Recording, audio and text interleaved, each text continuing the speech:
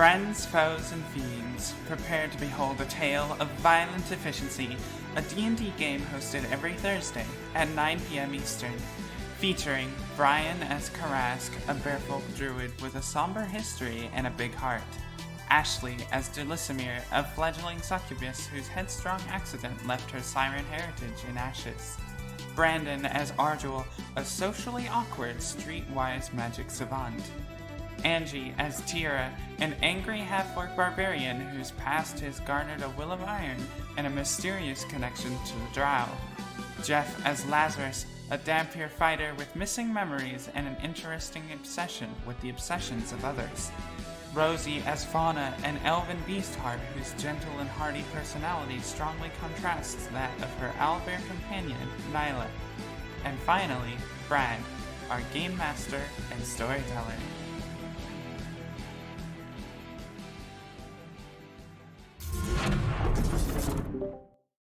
Hello, hello, hello, everyone.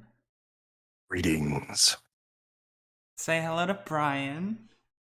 Hi, Hello. Sushi. Yes. I got the VTuber back. Let's go. Nice. I'm happy. Oh my goodness. I have a friend of mine, and her name is Moon, and she made for me, without really, much prompting, a character for the VTuber, and she made Delisimir, and she's making several other outfits, and I'm very happy.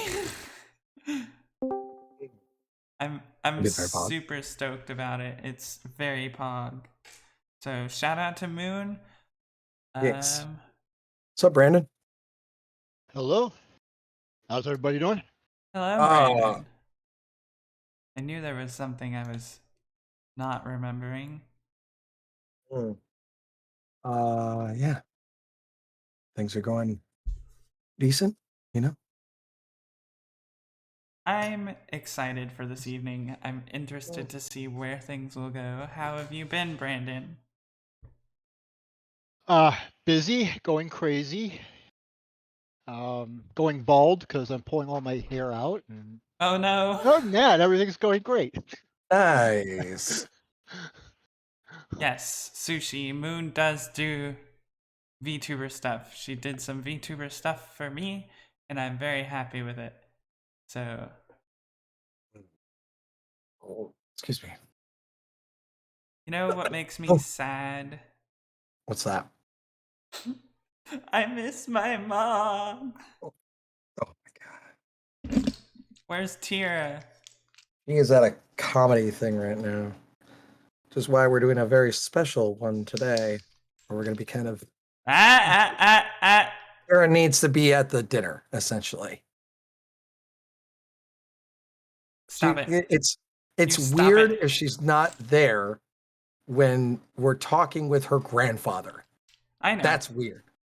So we're doing a little different thing today. We might be doing something different. Well, we will be doing something different. So that was discussed last session. Angie is not here. So, Sushi, to answer your question, is it the same moon? It is the same moon. Yes. It is the same moon that you know that does VTuber stuff. That is someone's wife. So, you should know exactly who it is now. I've been pinged. How dare.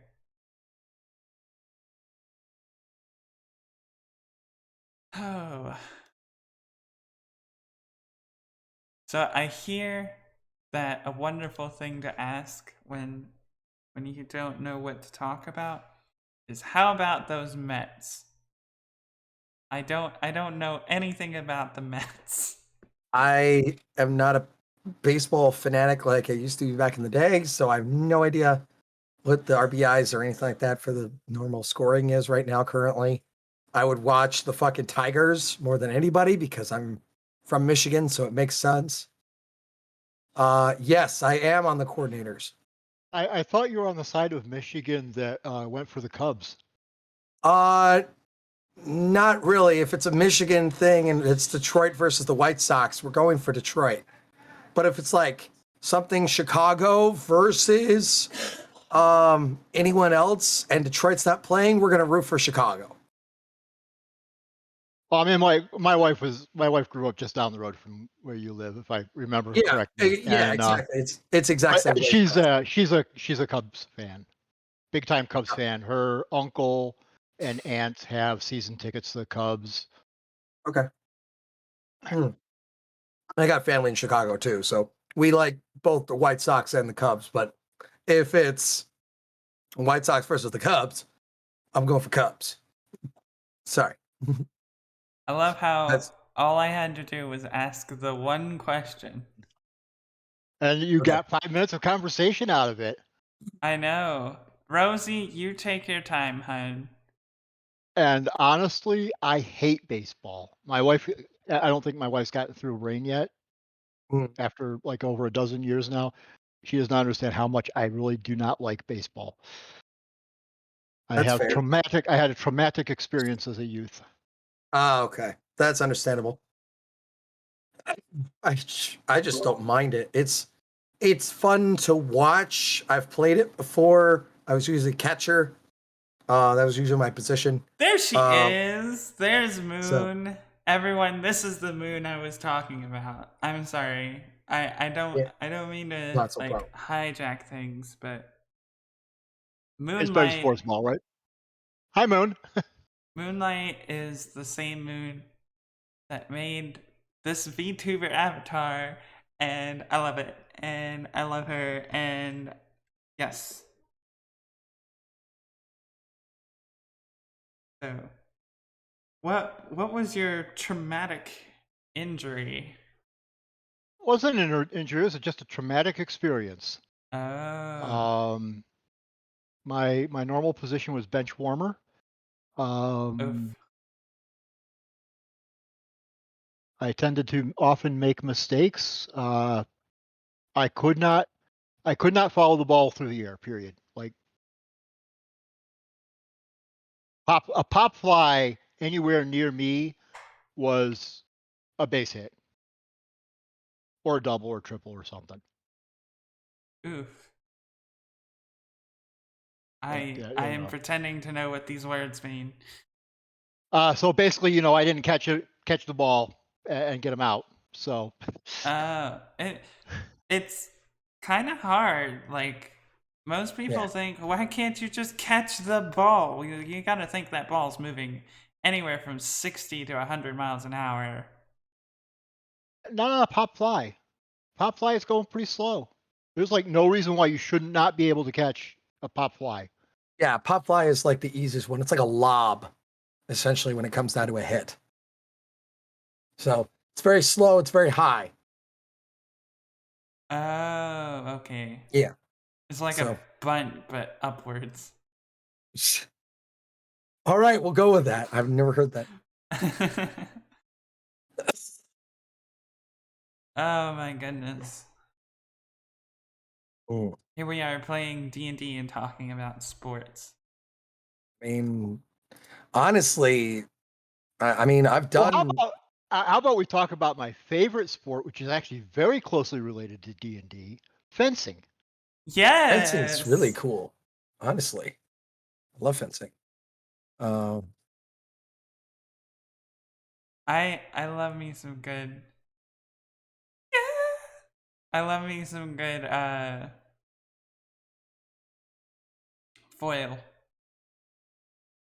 I was trying to remember what it was called. It's called foil. Well, foil is Fire too many rules for me. Fire 28 community. Hello. Am Oh, I boy. am I thinking of foil or am I thinking of saber? Don't remember. Saber, you're allowed to slap with it, Yes. Yes. slice or whatever. That's what Foil I'm is thinking of. not. Foil has a lot of rules regarding things like right of way. Yeah. It's a And lot when about you positioning. can and cannot touch the other person. Yeah, it has a Um, lot of positioning problems that you need to overcome. yeah, and there's a very limited target area on the person. Yeah, it's like the under the arm, the chest, and like 2 other points, and that's it. Yeah. Yo, Fire 281, hello. We are popping today. Look at this. You seeing this, guys? It's pretty good. Pretty We're good to doing start off with. I'm liking that. exactly. Nightbot, Yeah. right on time as always. If you're enjoying the content, make sure you drop a follow. Yes. So, but yeah. This week, for those of you just coming in, we are meeting. Wow, words are hard. We're missing one of our party members, so things may look a little different, and I am okay with this. Yep. So, but it's all right. We have something very. Wait a minute. Oh, it is Angie. Angie is here. What? Hi, I'm in for the show. Well, hi. Hello. I'm gonna have to hang up in a second. Wow, that was quick. That was quick. She's calling me right now. Oh my god. I hung up on her. I'm sorry, Mom. I'm streaming.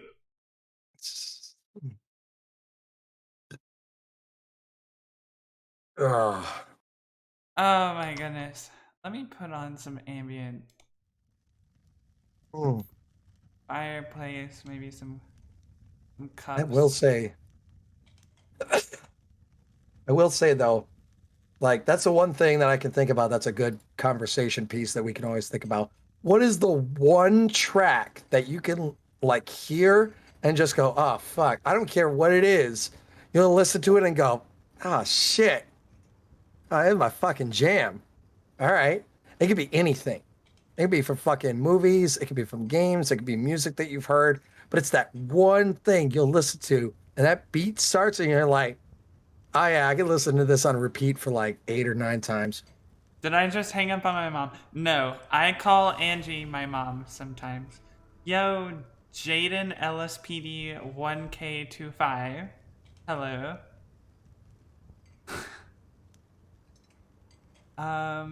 Freebird?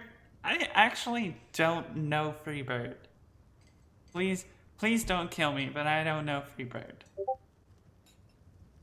No, it's just that anytime anybody asks for that one piece of music, somebody has to say Freebird. Somebody has to say Freebird. It's official. It has to happen. It has to happen. Oh no, I've offended Sushi. Oh no. Yeah, good luck on that one. Sorry.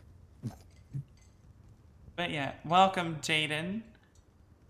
It's nice to see you. No. Let's see.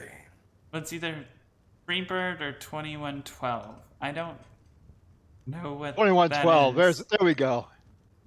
That is the breakthrough song for Rush. Oh yeah, About it's true. 21, 22 minutes long.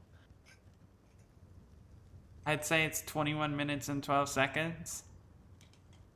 I don't think it lines up quite that well. Meh. It tells a story of a person who finds a guitar in the year 2112, and the rulers of the world are not happy about this.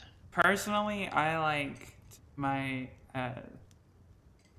musicals. Like, I love my musicals. Just about any track from a Hamilton, instant banger. Just about. Also, if you've seen Wicked, I like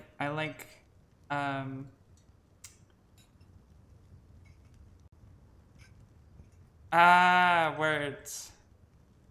This is overplayed as hell. I feel so out of touch now. Oh no. I have not seen. I have not seen any of the newer musicals. Like I have not seen. Yeah. I have not Wicked's seen kind of Hamilton. old now. Yeah, Wicked's getting a little. Don't tell me that. Hi, Rosie. Hi, Rosie. Hi, Hi. Rosie. Say I that. never heard you come in. I'm sorry. Hi, It's Rosie. okay. I was listening to you talk about musicals, and I love them too. So I'm just over here like, yay, a fellow musical person. Yay!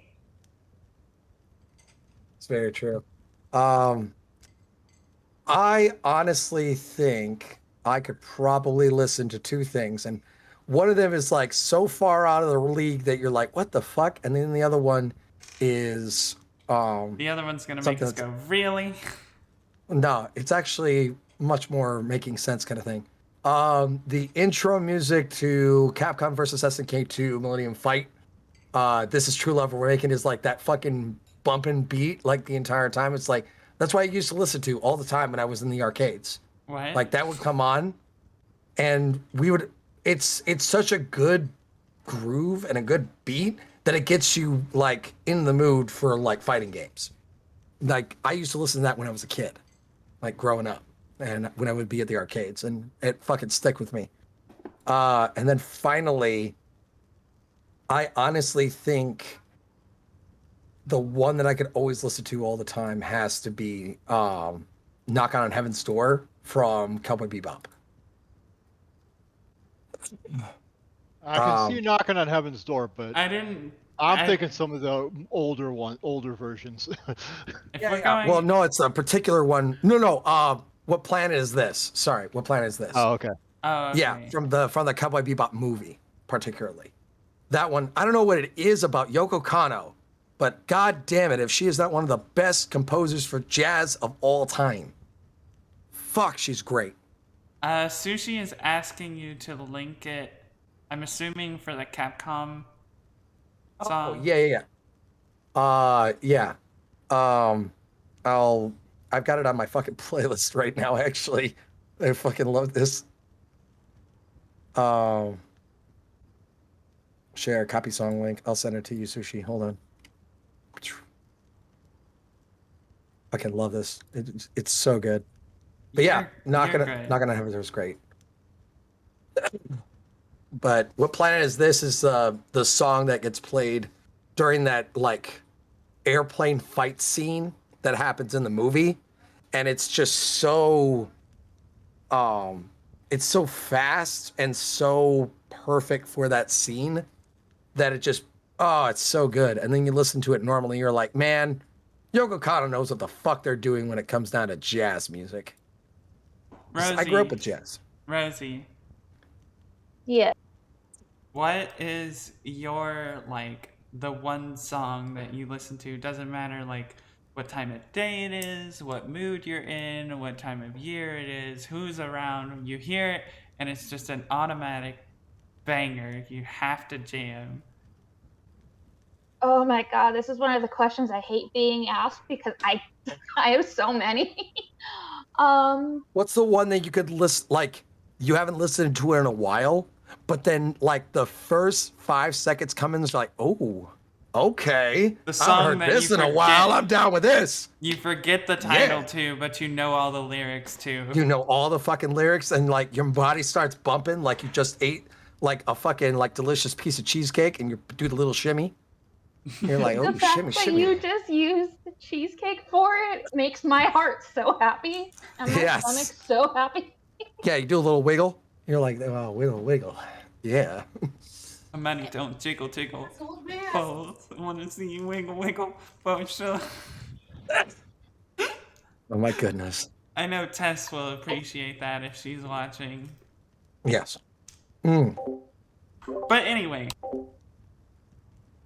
Oh man, I gotta figure this out. Oh my god. Oh, I have so many. Oh god, this is gonna bug me. I love a lot of old stuff. Like I can put on anything from Guns N' Roses and I am so happy. I'm in a happy place. But then I also like I love all kinds of music. So there's even certain ones that are like, I mean, there's not even words with it, but like with classical songs that I can listen to and I'll like know the beat by heart and I'm happy listening to it over and over. Oh wait, one of my all-time favorites to listen to. Oh God, what's her name? Her name just left my head. Hold on, it'll come to me in a second. Simple and Clean from Kingdom Hearts. Oh, Hikaru Utada?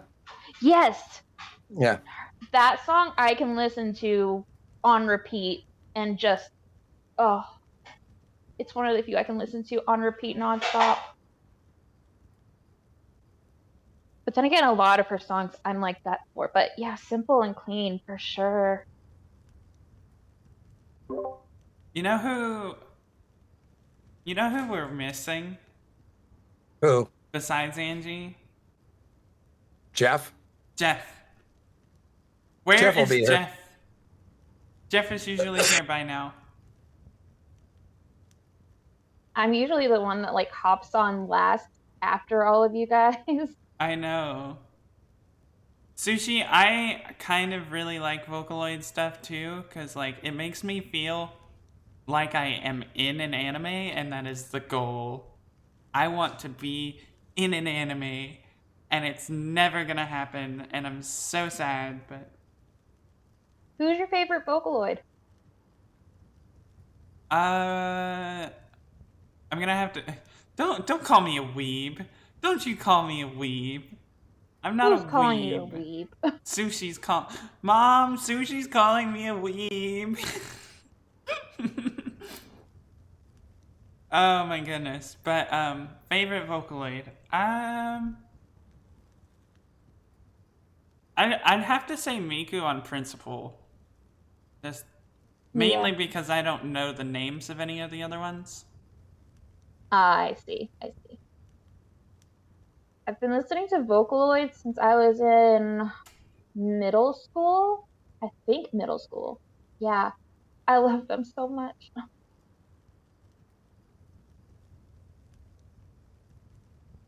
Yes. It's very nice. Who's that? What's up, Jeff? Yay, What's up, it's baby? Jeff. How's everyone doing? We're missing We were you. just That's talking how about we're you. doing. Oh my goodness. Speak of the devil and he shall appear. Yes. How have you been? Good. Busy week, but good. Glad it's Thursday though. Psyched. No, Can't no wait. flirting with Tira this week for you. I know. I'm just gonna be talking to myself and pretending she's reciprocating. You gotta like take care of the violent part that she usually has. I mean, the problem with she's our tank though. I need someone to take the hits because last time I got surrounded. I went down. I don't bad. think we're gonna do anything like damaging or like combat wise this time. We're in Luskin. I mean, Just famous What- last Hi, words. Brad. When did that stop us? It's true. You're very right about that one. Well, Karask is here. He is the shield of this group. all right. So, Brad's here. Everyone's. Strahd says for me it's Lily Pichu. Her voice is so soothing. It's good to Oh know. yes. I'll have to look that one up. I haven't heard that one, but Lily's got a really good voice. it's the moment we've all been waiting for. I'm Yes. gonna roll the intro and then I'm gonna roll the recap, and I need to pull up the recap real quick so that you guys can watch it too. Shout out to Brandon this week for pulling up the recap.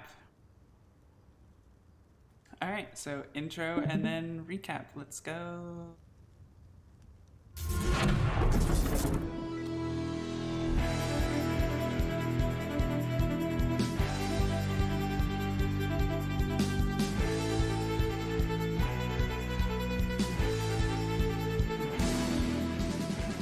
Friends, foes, and fiends, prepare to behold a tale of violent efficiency, a D&D game hosted every Thursday at 9 p.m. Eastern, featuring Brian as Karask, a bearfolk druid with a somber history and a big heart, Ashley as Delisimir, a fledgling succubus whose headstrong accident left her siren heritage in ashes, Brandon as Ardul, a socially awkward, streetwise magic savant, Angie as Tira, an angry half-orc barbarian whose past has garnered a will of iron and a mysterious connection to the Drow.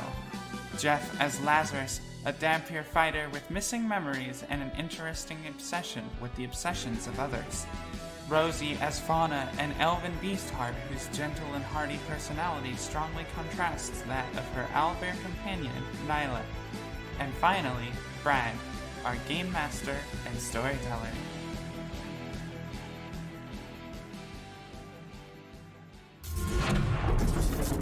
Last week, our little group, Violent Efficiency, made it across the spine of the world. When we arrived at Raven's Rock, Karask had a nice little talk with one of the rather large ravens. Tira smelled magic about the place, and a group of the Raven tribe rose up out of the snow to attack us.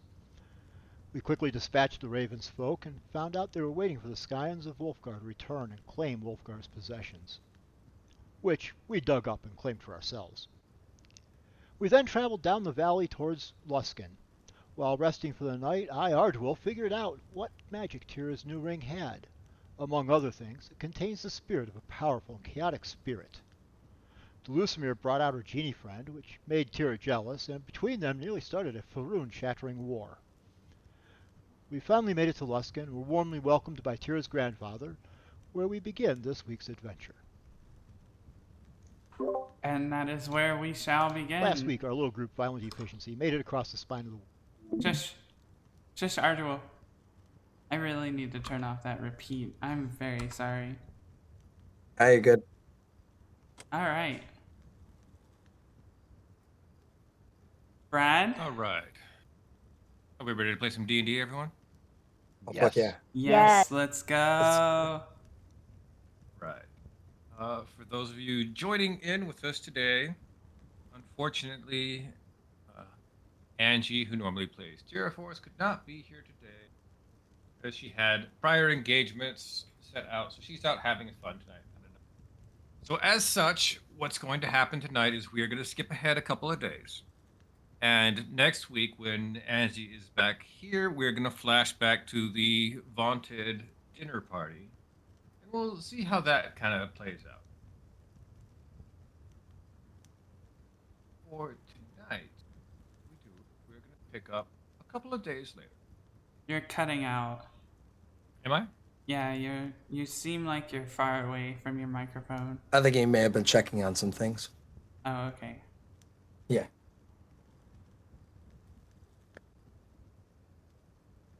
That's weird. How does it sound now? Ooh, really loud. You stay there and I'll turn you down. Okay.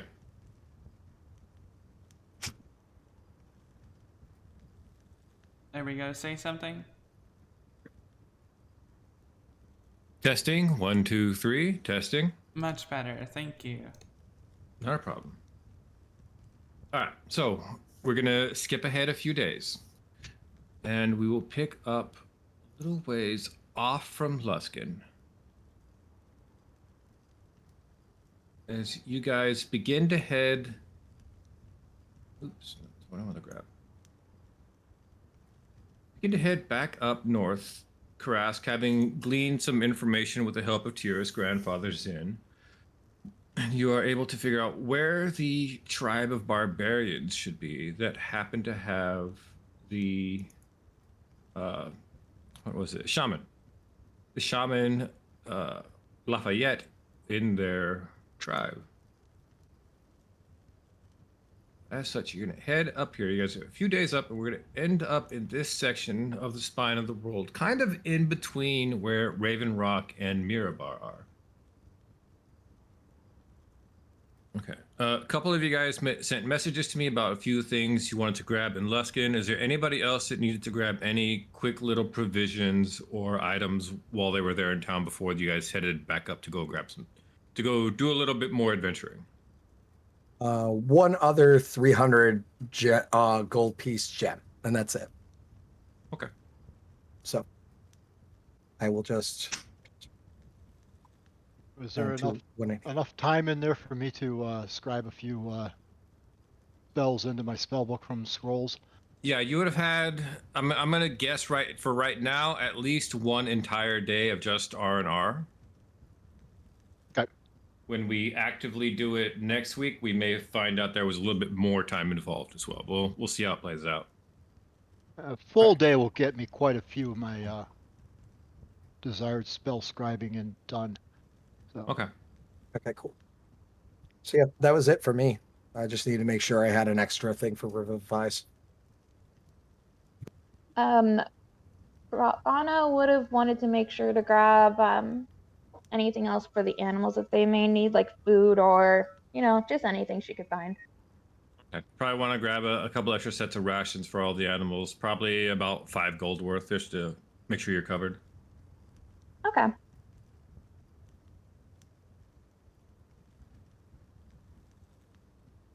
Yeah, I think he would have probably done the exact same thinking about it. I would have probably went ahead and got an extra set of 6 rations just so we have an extra day. I'll just keep those on my person. So I'll just 9. I want to... 2 gold, I think, right? Yeah. Okay, cool. I'll mix it up. You're good. What's that, Delismere? Delismere was thinking about getting a new instrument. Okay. Would gaining a new instrument garner any bonuses? No. Okay. And just for pretty much all game purposes, one instrument is the same as another. All right. I'm not aware of myself of any kind of effects that are particular to a type of instrument. Just being curious then. Mm-hmm. Now, if we're gonna go try to find some magical musical instrument, that's an entirely different deal. Yes, that's what I was meaning. Yeah. Just means you would have to, if you wanted to buy an instrument, you'd have to get proficient with it. And then you have proficiency with it. Well, if I can find a magic dulcimer. You never know. You might find one somewhere down the line. Oh. Nothing further. Okay. Then I guess my question to you guys is going to be this: how do you want to? Where the eyeball, which I believe we named Iris, is currently sitting, is where your destination is. Kind of stuck here up in the mountains between Raven Rock and Mirabar. My question to you is, how do you want to get there? The obvious answers are, you head halfway up the Blackford Road out of Luskin, and then just hoof it over hard terrain straight up to that area. Or do you guys want to go all the way around up to Mirabar and then just kind of work your way up and over around, staying in, a civilized kind of roadway the entire way? Well, most of the way. I think there's a few in the party who would love to just stay in the civilized areas the entire way, and a few in the party would just rather do the overland, all right? Delismere votes for the overland.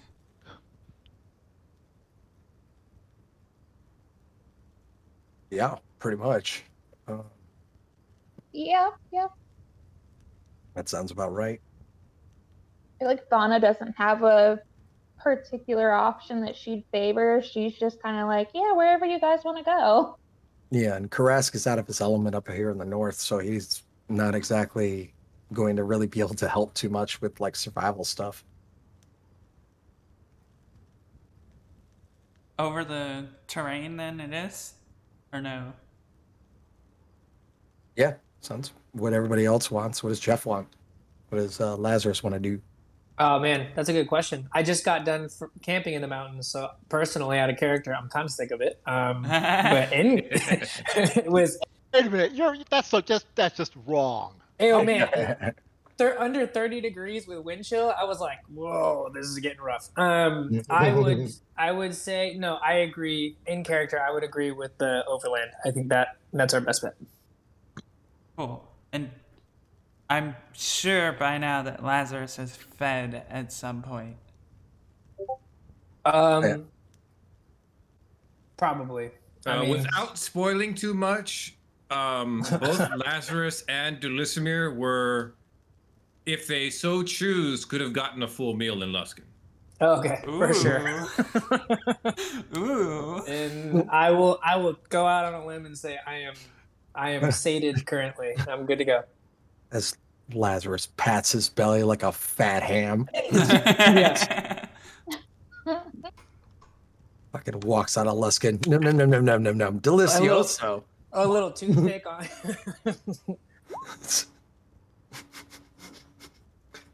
Gotta try this northern fare a lot more. Oh, it's great. All right, well, what are we arcana checking?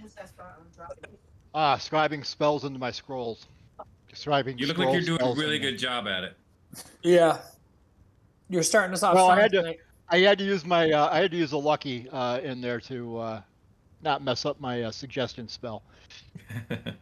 You can't. It's true. You can't just burn through all the nat 20s for the night like that. You gotta spread them out a little bit. Come on. You say that, but you remember that time that he just demolished an entire encounter of mine because he critted 4 times in the first round. Just too much. It's true, he did. Stop. He's already dead, please. Fucking Steel Wind Strike, man. Fucking Steel Wind Strike. Jesus, we'll never forget that. All right. So, we're hard hoofing it overland. Mm-hmm. Brad? Did we lose Brad? No, you didn't lose me. I'm trying to decide where what's going to happen. When you go completely off like this, things become random. Woohoo. Is that another nat 20 in that 2d20? What is happening right now? That is my portent rolls for our first day of wilderness travel here. Jeez, 3 nat 20s in the first 5 minutes. Let's go. That's great. He's been banned from nat 20s from now on. Oh, This is the D&D gods making up for my luck last night. Bravo. That was well timed. Oh, man. All right. Karas, let's go ahead and do your survival check for getting the party through this rough, rugged terrain out here. All right, let's guidance myself real quick just because of the fact that I am not used to this area and I need all the help I can get. Stars, help me. And we are going to do a survival check. 21 You don't need plus. it. You Hold don't on. need No. Plus 3. Okay, 24 survival check. Very nice. Yes. You're heading up here. Guys been trekking through it for a few days now. How bad is the weather? Pretty bad. it. Oof. What time of year is it? That doesn't matter in the mountains. I don't think it really matters this far north, not especially. Let's roll a d4. We'll start with spring as number 1. Hey, it's springtime. There we go. Oh, it's muddy everywhere. It really, really matters in the mountains. Yeah, it does. You are right. Yeah. Well, it's one of those things for the cold. It is the biggest thing where it's like it doesn't really matter, but like the terrain in the mountains, yes, Yeah. If we're spine of the world, avalanche is the biggest danger. absolutely. We'll add that to the possibilities. Yeah. Oh no. Okay. Oh, I didn't even think of that. Thank you, Brandon. Your nat 20s will fail today. I was hoping the 3 nat 20s in the first 5 minutes was gonna bode well for us, you guys. No, that's always a bad See, omen. how long have you been playing Oh, with that Brad? was a bad omen. Right. Tempting fate. Tempting fate. Nice job. Yeah. On 24 survival, as you're moving up here, Cross, you're dragging along here through different various terrains where it gets kind of muddy and then where it just gets cold again. And it's very uncomfortable for all of you. You're starting to see trails and signs that there is, in fact, a barbarian tribe operating in this area. You know you're getting close to their hunting grounds. Shit. Okay. Hey, Ordwell, Yes, sir. can you send Casey out in front to check to see if there's anybody around? I think we're getting close. Okay, yeah. We'll send Casey out to take a look around and Appreciate that. Oh? That was G-Arc. Oh. Had a good time. Had a good time. Yes. So, Casey has been out right now. Casey's sent out right now. How's Casey doing finding stuff? Not bad. Do you guys stop when you send Casey out, or you continue moving in? I thought No, Ardua had maybe. to stop. He doesn't have to stop. It's just if he's looking through Casey, he's going to be blind and deafened. Oh, okay. Yeah. But it's not a constant thing. He can do it off and on as he wishes. Yeah. and I could, I think we're all riding stuff, right? Y'all That have is horses, true. yeah. Yeah. Horses, yeah. Horses in a sled, and it's honest. Yep. Like, Yeah, I could just sit down in the sled, concentrate, focus on being observant through Casey Caspicchio, and yeah, there we go. Well, That's how we're doing we'll it. make sure you're safe in this flood. No worries.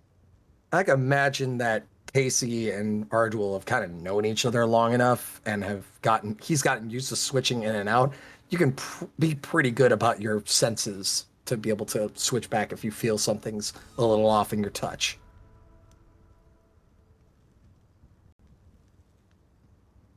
Oh, it reminds me, I did some research into our discussions for passive perceptions. One of the things I noted upon after we made our discussion about how we're going to make them work is something that if the perception check would have advantage or disadvantage, it is a +5 or -5 to your passive. Okay. Okay. And I'm going to rule that if you are deafened, that's an automatic -5, and if you are blinded, it's a -10. Okay. All right, cool. It's good to know. Fantastic. Casey goes flying ahead out of ways and gets some good height, starts looking around. And pretty soon, Ardwell, you start getting images back from Casey as Casey is flown over a small settlement about a mile or so ahead of you guys in a copse of trees, one of the last sets of trees that are out at this far north. All right, Uh, there's a settlement about a mile ahead. A little copse tree. Rask will lean in close and ask him, "Do you see any of them with a moose skull?"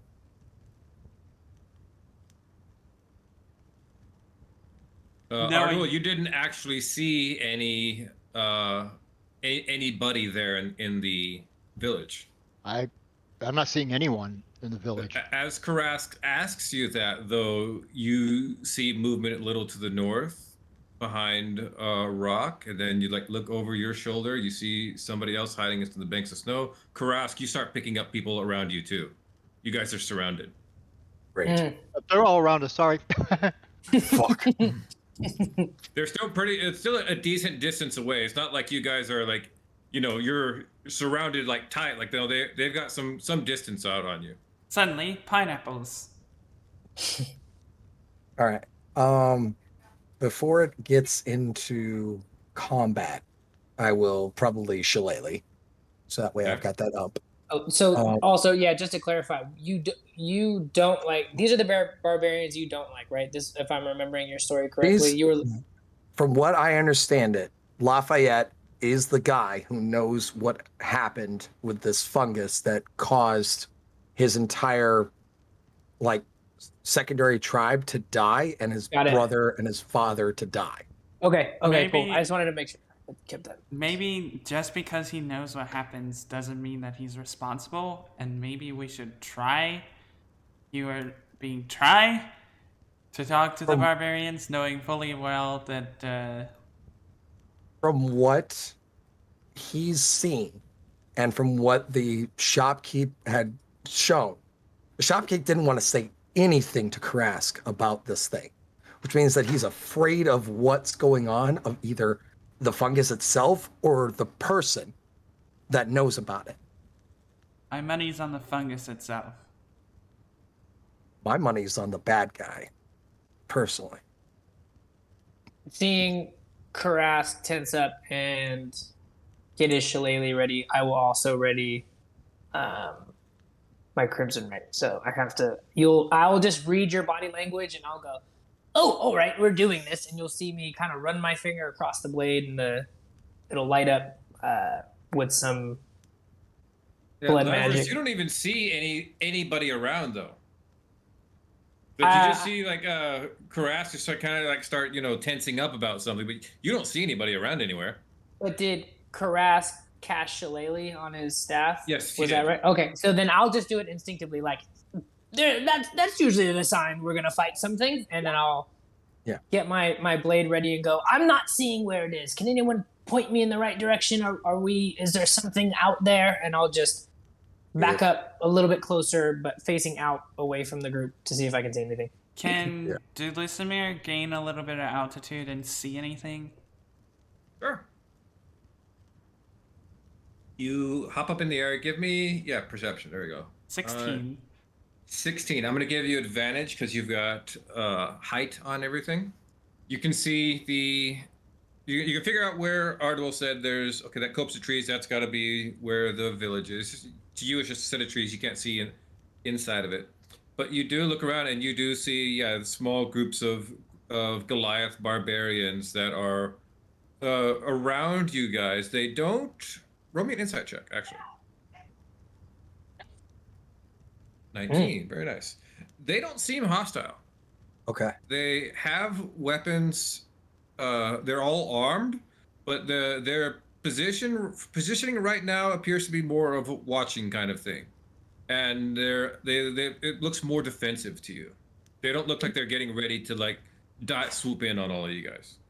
Dulisimir comes down and relays all of this, especially to Karask, and then... Wait, you said Goliath, right?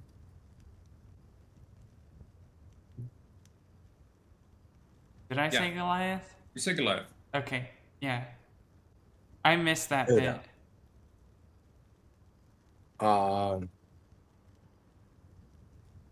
He will actually, knowing that, Karask has been around Goliath before. He knows from his time, how to be able to do that. and just go. He'll put his club away. He will disappear shillelagh. And he goes, "What were they wearing?" What were they wearing? They were wearing some kind of fur, but dyed blue. I don't know, blue fur. Oh. Okay, that would make sense. I want to talk to them. Yeah, I actually want to talk to them as well. But just to warn you, they're a bit haughty, is the best way I could put it. Don't be offended by anything they say. Got it. So, I mean, Tira is my concern. If they say something to me, I'll just fucking hit them. There's Tira.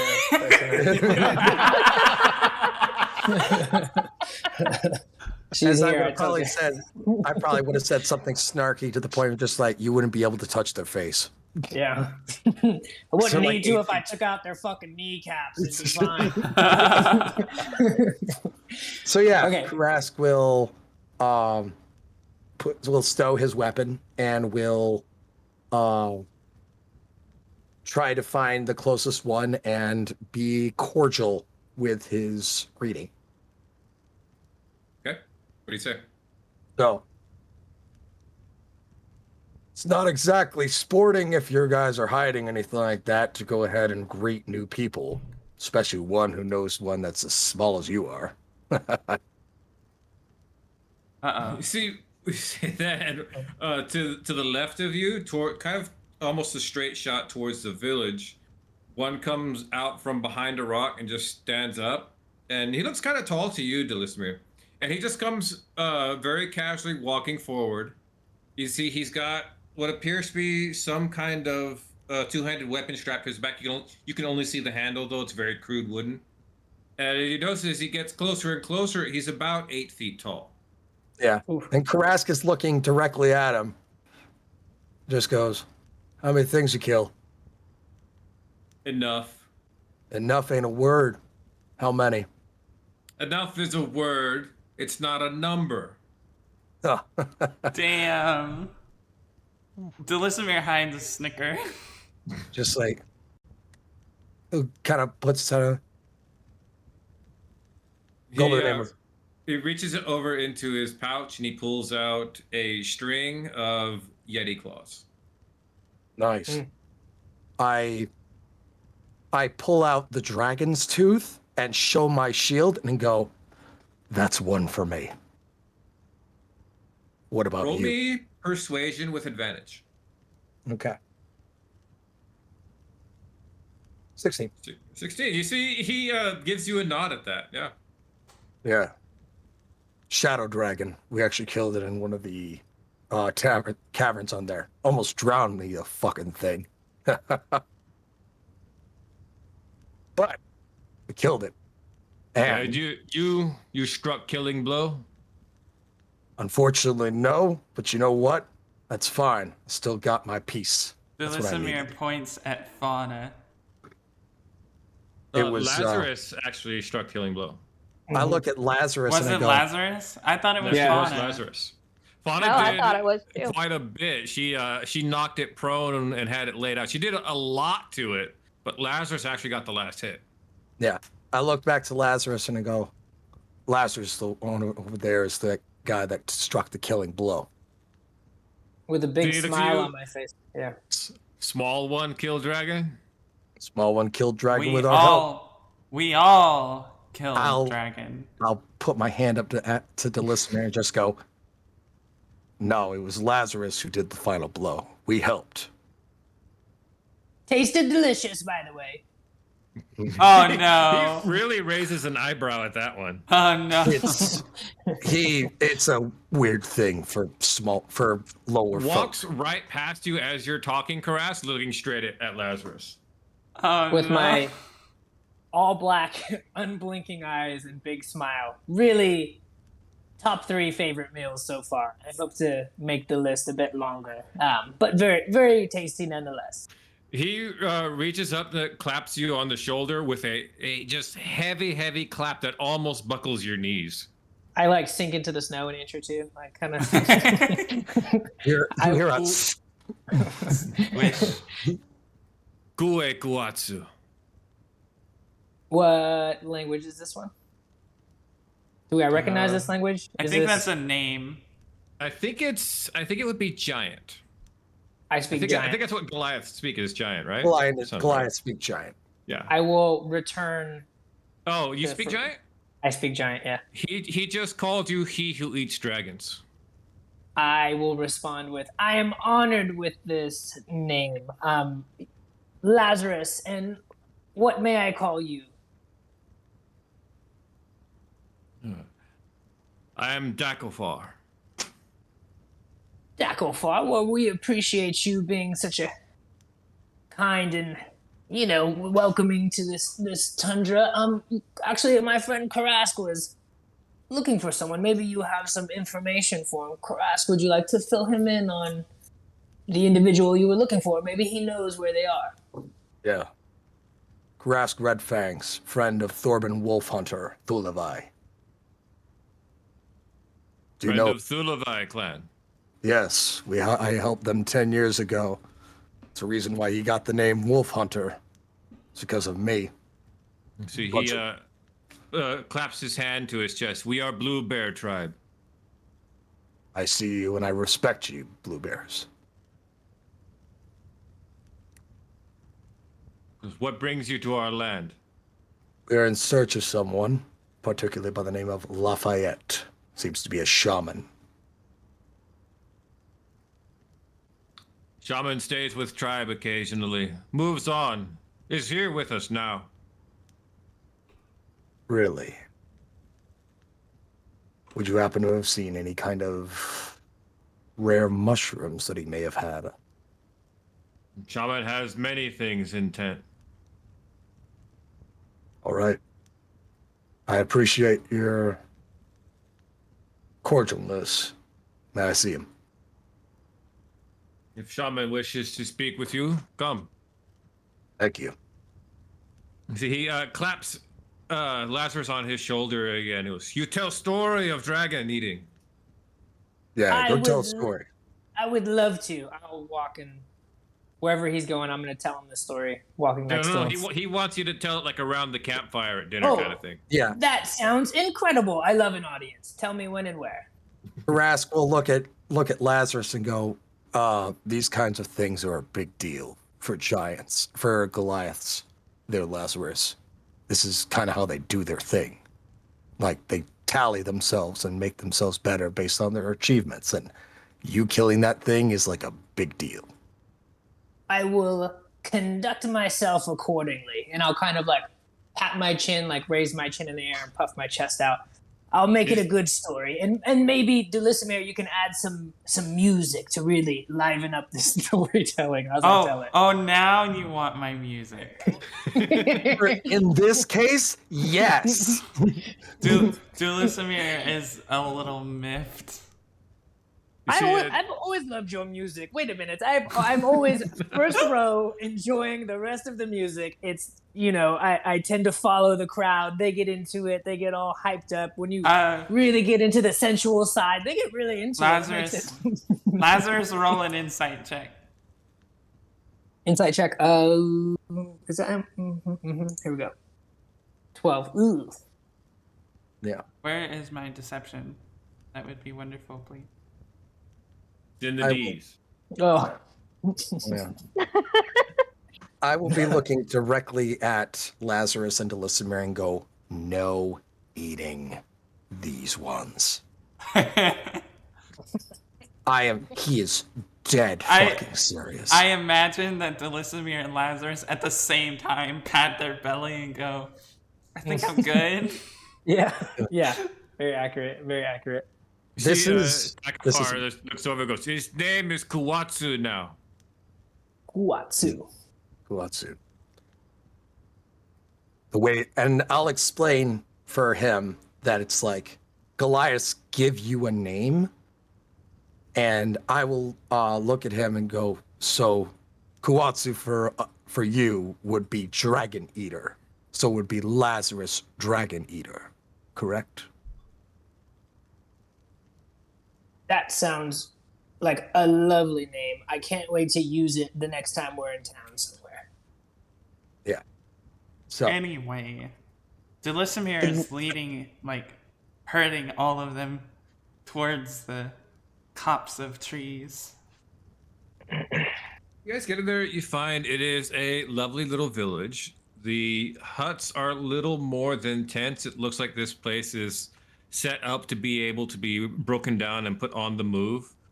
But in the same hand, you know, we're just getting into spring now, so they've been huddled down here for the majority of the winter. Not good idea to move during the winter. And you see, Dakafir points out a little further ahead, where you just see this one small little hut with a couple of torches lining various points from here to there, marking kind of a path to walk down. okay. Fauna, Yeah. would you mind coming with and staying outside if that's possible? Sure. Thank you. I will be back with Fauna in a little bit once we get done talking to the shaman. Nature stuff and all that. Enjoy telling them the stories, please. Delisimir pulls out her dulcimer and says, "Right, well, here we go. What about Ardwul? Tira." Tira's not here. Tira stayed back with her grandfather in Luskan for a few more days. Oh, okay.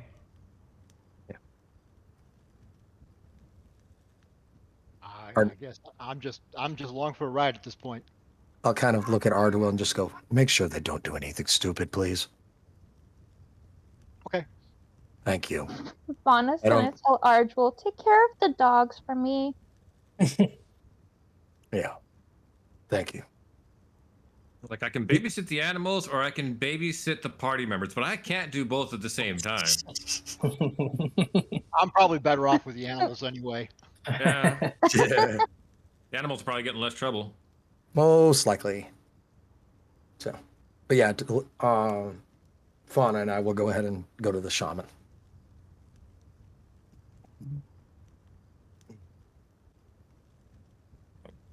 One moment, chewing. Brunch. While we're waiting on Brad to chew real quick, hello to all the new people closing Dragon on Old Lady Sweets. Sushi Boy, thank you for the subscription. So, streamer stuff out of the way. Apologies, my fortune cookie's been sitting there in front of me this whole time. Just looking at you going, eat it. He's looking at me like I ate half of it before we started, but looking at the other half this whole time. I was like, I really want to eat that other half. Okay. Fair enough. Two of you go heading up to the hut. What do you do when you get to the front of it? It's got just a kind of leather curtain kind of thing covering the doorway. Grass will call out and go, one who allies with your clan wishes to speak with you of matters of nature. Oh, shaman. You may enter, Karask of the Bear Folk. Thank you. My friend here will stay outside. Oh, she can come too. It don't matter. I would prefer if she stayed outside. Thank you. Gonna leave a young girl out in the cold. That's bad manners. Not bad manners, just security. Fauna just pokes her head in. Hi. You poke your head in, like Karask hadn't even come in yet. You just like lean past him and stick your head in the thing.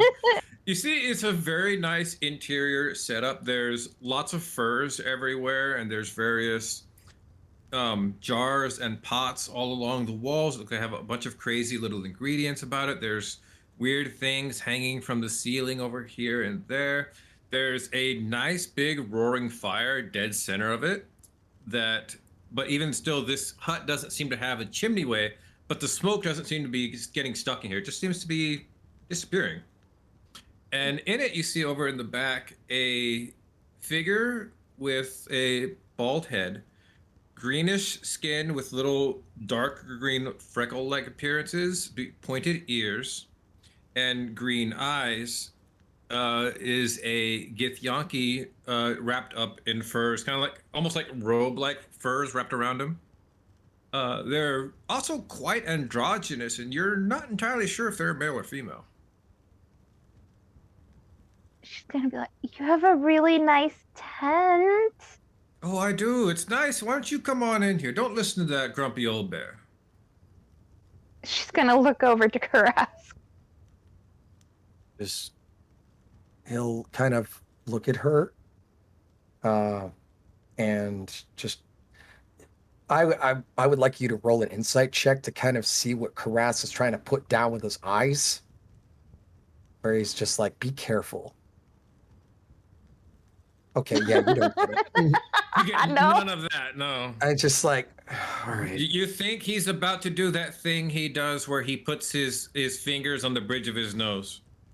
I'll just motion you in, as I'll just be like, just leave Nyla outside. Okay. But she's like, she's gonna go to the corner where the person in the furs is, and she's gonna kind of like just kind of stare at him and his fur. So You come in there, see he looks over at you, Faunus. You're like a first one, just like come right up to him, and they hold out a hand to you and like, how do you do, child? Lafayette, the shaman, at your service. She'll take his hand. Hi, it's nice to meet you. I'm Fauna.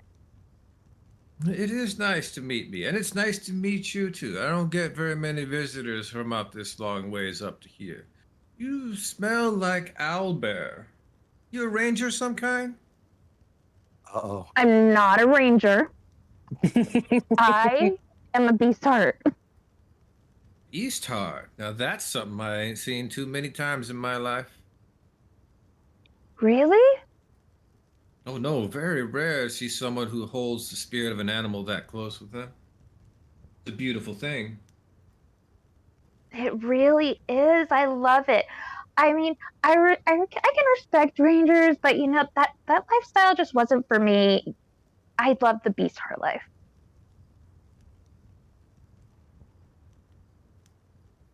And you old cranky bear, you. What brings you to Lafayette's hut? Well, I've heard tell that you know a thing or two about particular fungi and mushrooms. Myself, I am a student of the Witherbloom College, and I'm on my calling. And one of the things that I'm able to try to find is a particular fungus that I've heard about, but not been able to find. It's been 3 years trying to find this, and I was hoping through some decent sources that you would be the one to alleviate my search a bit. That could be a whole lot of funguses. I'm afraid you're gonna have to narrow that down just a little bit. And he explains exactly what he saw that night. Roll me an insight check. Okay. 26. You see the recognition in their eyes. If I may, Yeah. what did Karask see that night? Rask saw before his father and his brother died, he saw yellow tinged spores throughout the air. Very, very like bright yellow orange. That looked like they were like little burbs.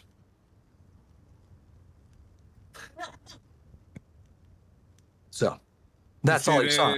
You say that to them, and they look for a moment. Then they go over to their large wall of apothecary ingredients, grab a small clay pot that has a lid on it, come back over to you, open it up, and you see those mushrooms inside of it.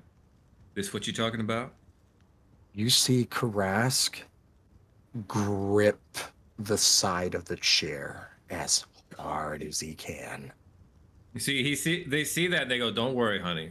They're inert right now. Dry it out, they don't do nothing. It's when they grow fresh that they get potent." You know where they're located.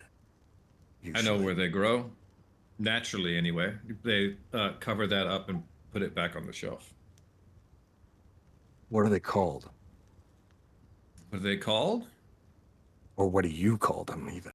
What do I call them? I call them trouble. See, don't nothing good come from these things. Most people don't even give them a name because they don't live to see them again.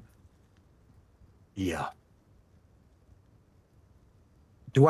I'd like to see if I can notice anything in this room, particularly that looks like a moose skull. Go for it. At all. Roll me an investigation. Investigation. Drat. I only have a +0. That's a 2. It's a 2. You don't see anything in here that looks like a moose skull. You actually, I'll tell you, even on a 2, I'll tell you, you don't see any animal parts aside from the furs in here. Okay. He looks at you and goes, I have a deep connection to that, and it is because of the reason why I'm on this calling. That fungus is the reason why my father and my brother and an entire clan of bearfolk are dead. I am trying to find it so that way I can find an antidote, a way for a counteracting, so that way that doesn't happen ever again. And if I can, that means that my clans can reunite. And they can be free again. They look at you, oh child, far more than just one clan ever fell to these things. Like I said, they only grow naturally in certain places. Yeah. Occasionally, though, I heard stories about them popping up in a few other places. Strange places. Places where these things can't never grow naturally. Like the South. Possibly. I'd like to roll an insight check on him. Go for it. 17. 17. What's my deception? Nope, not enough. See, they know a lot more than they're letting on. They know exactly where this stuff has been growing. What would it take for you to point me in the right direction of where these things are, so that way I can take one, capture it, and try to extract an antidote out of it? Well, I try and capture stuff out of this, child. That's practically impossible. The stuff is the only time you would even be able to draw out of it's when it's at its most potent, and then, well, I think you know what happens then. Intimately. Is there any way to mitigate it? Mitigate it. Not unless you were able to completely blank your mind from your body. And even then, that wouldn't work. Because then the No, body it would continue. kind of work. No. Body doesn't keep working without the mind. The mind is what runs the body. The mushroom takes over the mind, makes the mind go and do its thing. Without that, body just walks around smelling mushrooms. That's why it don't affect animals. Fair. Huh. You see, as they say that, they sit there and they look over at Fauna, goes, but I suppose if you had an animal with the heart of a person that could gather it up for you. Nyla's smart enough. Nyla Claw. is good with that. And she's extremely good at digging because of her claws. That could work. All right. Well, from one druid to another, where did you think they would be around these areas? We're heading to Mirabar recently, but we are making a trip down to the Evermoors. Oh, it ain't gonna be there, child. You sure you want this? Ain't nothing good gonna come from it. I'll look at him and go, it's part of my calling. I have to do this in order for me to even graduate from Witherbloom. You see, they look at you. Hooker, I know that's not why you want it. That's the other reason why, is because of the fact that it'll bring the clans back. At least I hope. Oh, no. This isn't about your education. This isn't about your plans. Say it all you want. You don't lie to me. This is about you. You're right, it is. They're absolutely right. There's a canyon called Deadstone Cliff. That's where it first grows at.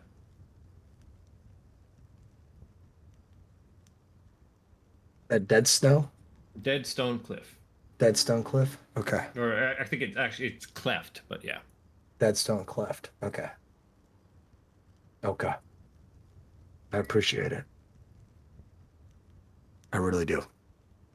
I don't.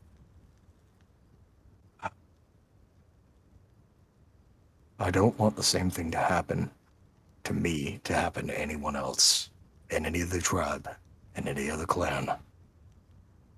Then I have to. These things are kind of a problem. And I don't want anyone to lose anyone else over the course because of the fact that they stepped on them or something like that. It would be nice to have an antidote at least that they can create. I hope. I really do. Thank you. You're more than kind.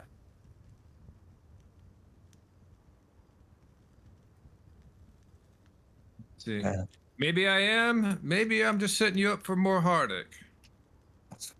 But a man's got to pick his own way, I guess. I'll look at him and go, I may be still very young, but I have been through very much heartache in my life. So your words have very much weight. I appreciate everything you've done. And once my friends are done telling their stories to your compatriots or confidants or whatever you call them, we will most likely take our leave and bid you adieu. So, you have a wonderful day. May the stars guide you in everything you do. They nod to you. They look over at you, Fawn is going, anything left I could do for you, child?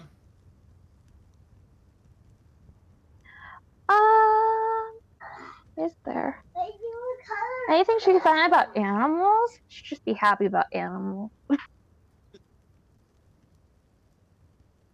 I don't know what you be wanting about animals. I think you got enough here, though. And they grab a pot and they pull something out of it and they like wrap it up. It goes, little treat for your companion.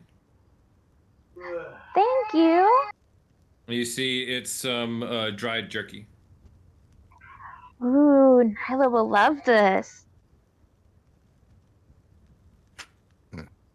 I very much like go out back to the flat, like walk out and give a light bow as you would normally leaving someone who is a shaman in a Goliath area as to show respect. Fauna will see Karask do that and she'll copy him to do it as well.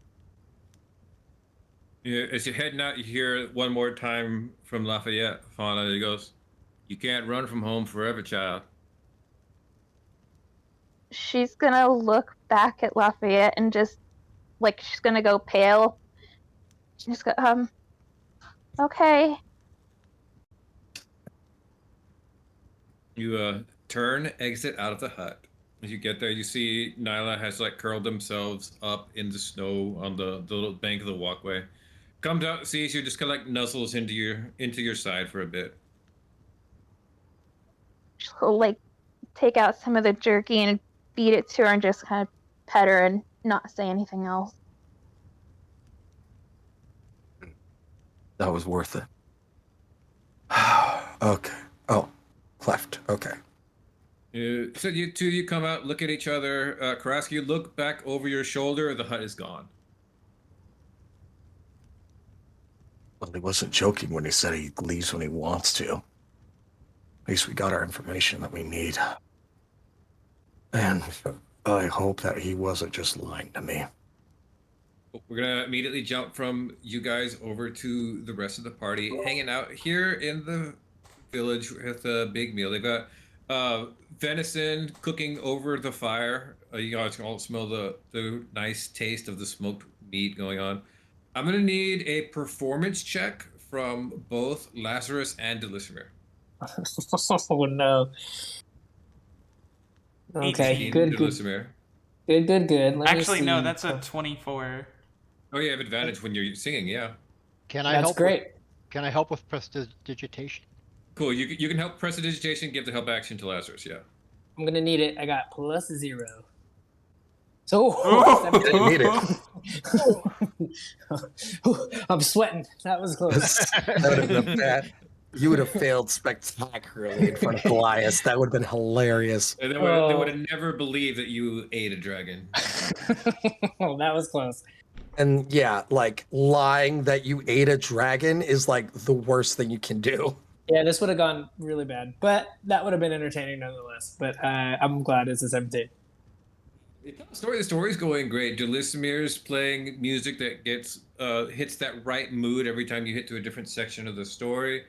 Ardwil is doing prestidigitation, creating sculptures in the fire of what you're talking about, like of the dragon, and then Nyla landing on the dragon, knocking it down, Tira riding it through the waves, and then you just diving down upon it, striking that blow to its back that paralyzes it. See, like there several Goliath children I've now gotten like really close and like sitting cross-legged in a semicircle in front of you and just watching you wide-eyed. I would definitely ham it up too. Oh yeah. Delismer is looking every time you ham something up, she gives you a There I was on the verge of death, but I couldn't let my friends down.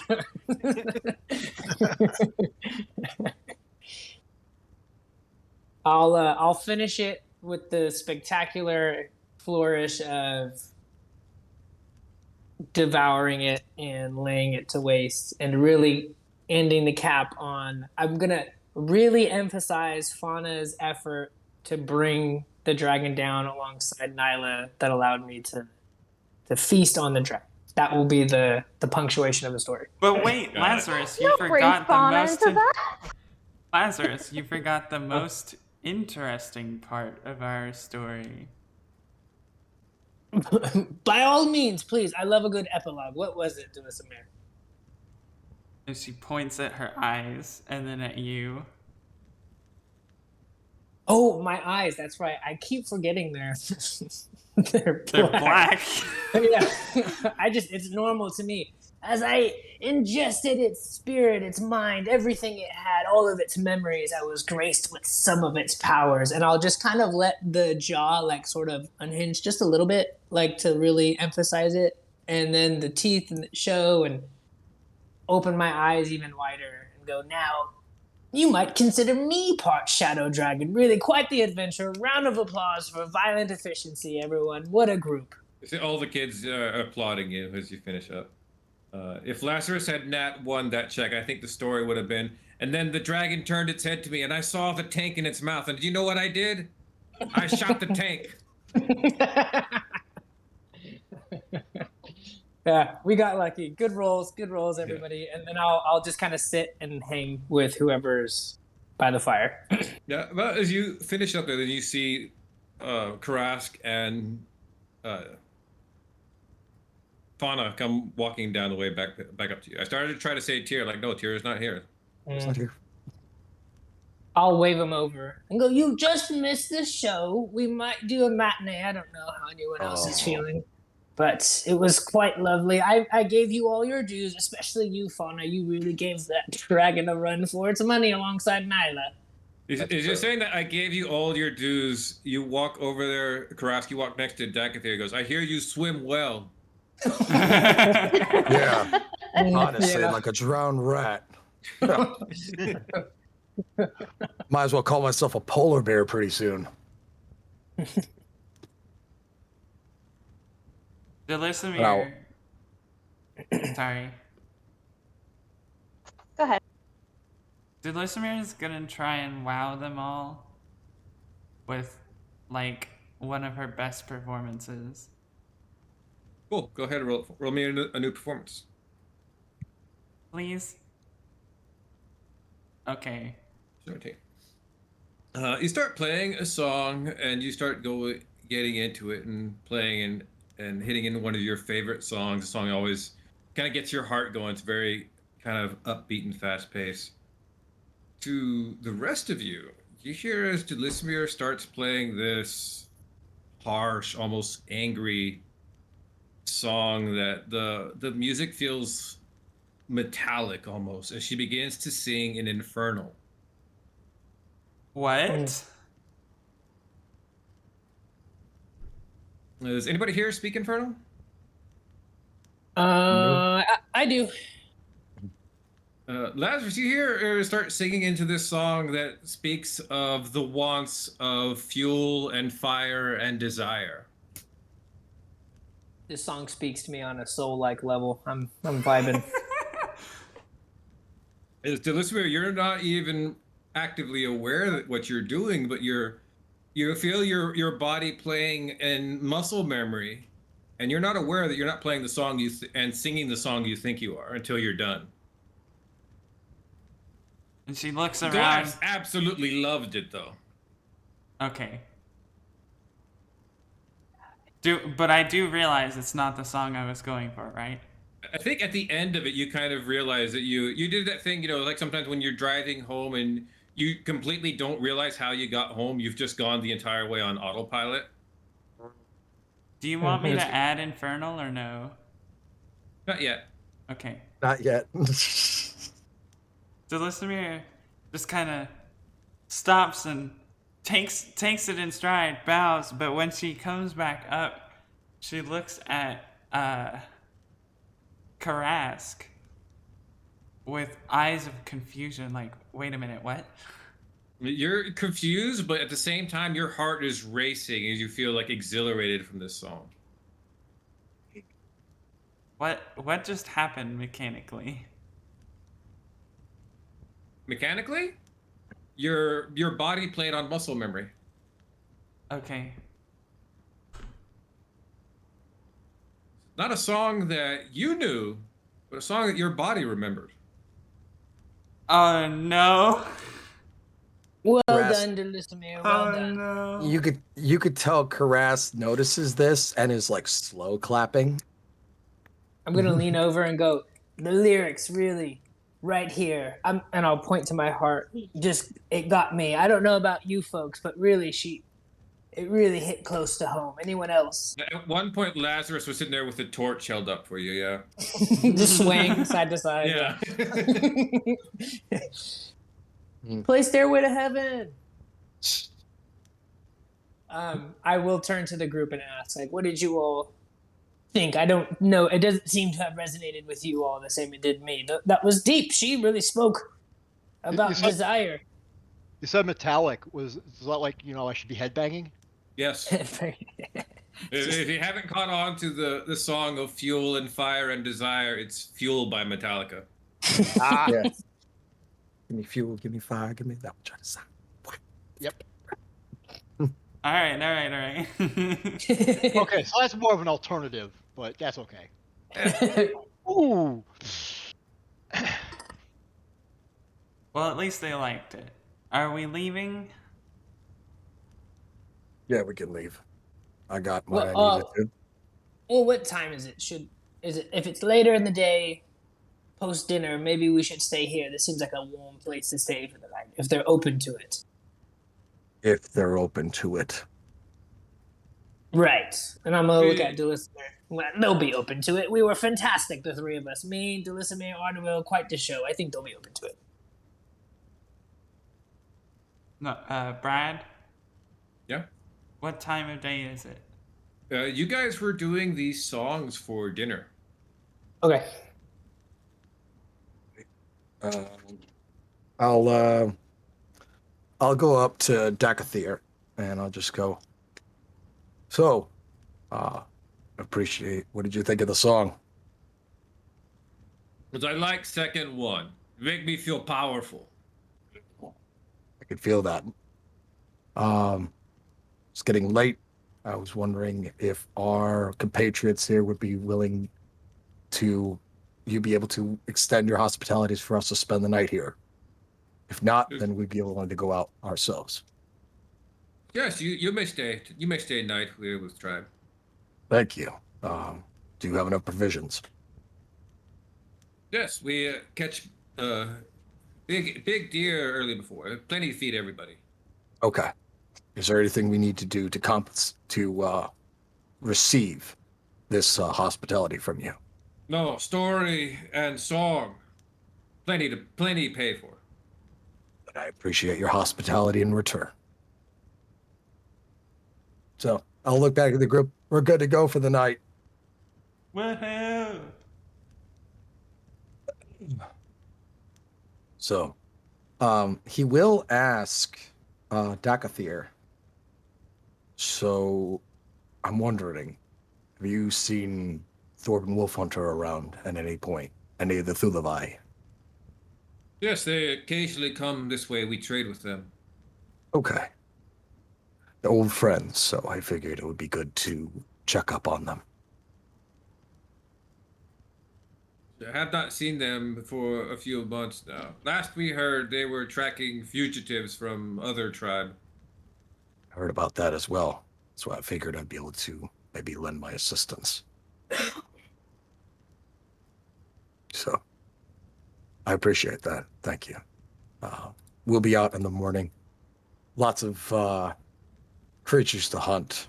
Lots of points to gain. The next time you come back, I have bigger trophy. Sounds like a good plan. So, thank you. Sorry. Okay.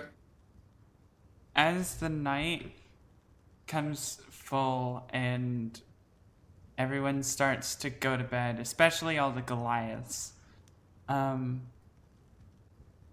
want Delisimir to sneak off a little ways, and she's going to take a look at her body. And I would like, if Karask is around, I want to know if Karask can see. Yeah, Karask would have been up doing his normal routine with his the star map. So yeah, if you ask him, he'll be able to help. Give me one moment. I have to knock on the door of my roommate real quick. Okay. While she's doing that, anybody else with any nighttime activities they want to get knocked out here? Fauna would have done her prayer to her god, and then afterwards she would have kind of cuddled in with the animals and not said much else to anyone else. Just completely buried, leaning up against a owlbear and completely nestled in an entire team of sled dogs. Yep. Okay, I have returned. Hello? Yep. Alright, so, does Karask see me sneaking off? Yeah, he would be like, it's not a good thing to be slinking off in the middle of the night in the mountains. You know, even Goliaths stay together and this kind of thing. So he'll fucking follow you. It's Okay. like, oh, gods, where is she going off to? Does he make a point to be noticed? After a little bit, he'll follow you, but he'll just kind of figure out where you're trying to go. She's And then he'll make himself known. She goes out into a little bit of a clearing, stays on the edge of the trees, but goes towards a clearing and looks at her hands and willingly shifts for the first time willingly shifts into her true form. You shift into your form. You feel your feet changing shape just a little bit.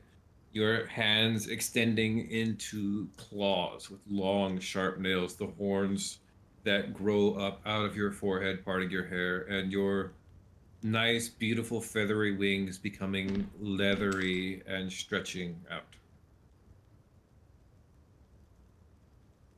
And she asks aloud, Calypso, why did that happen today?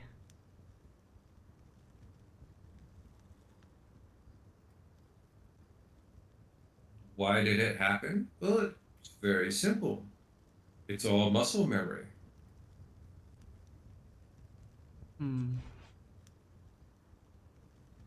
I would imagine by this point, Karask would have caught up.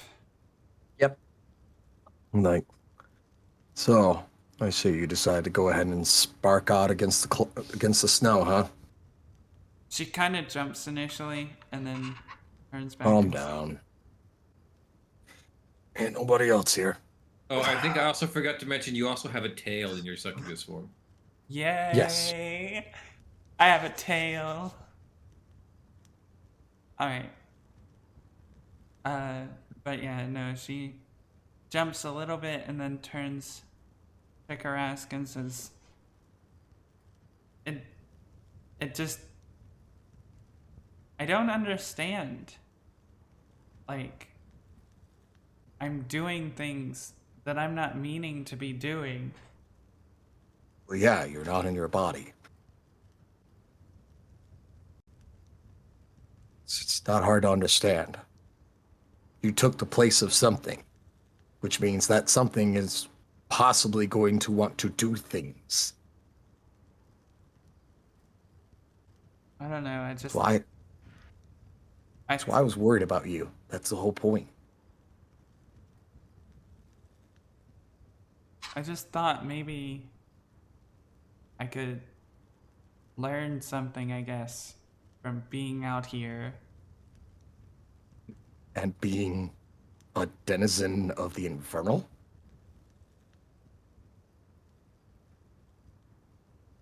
She kind of sheepishly nods her head back and forth. Well, yeah, but like, I don't know, connecting?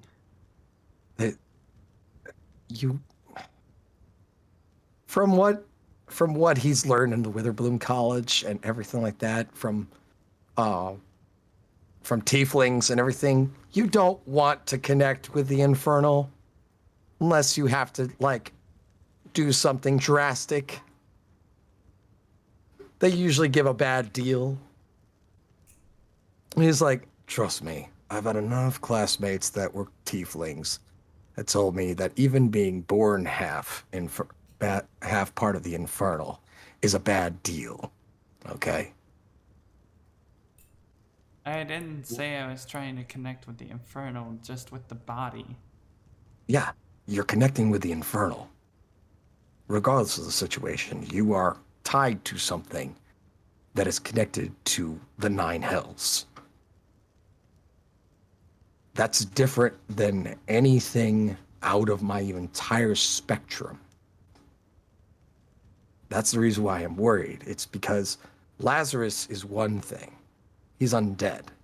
But he has the wherewithal and the patience to be able to understand his stuff. You have not yet, which is the problem.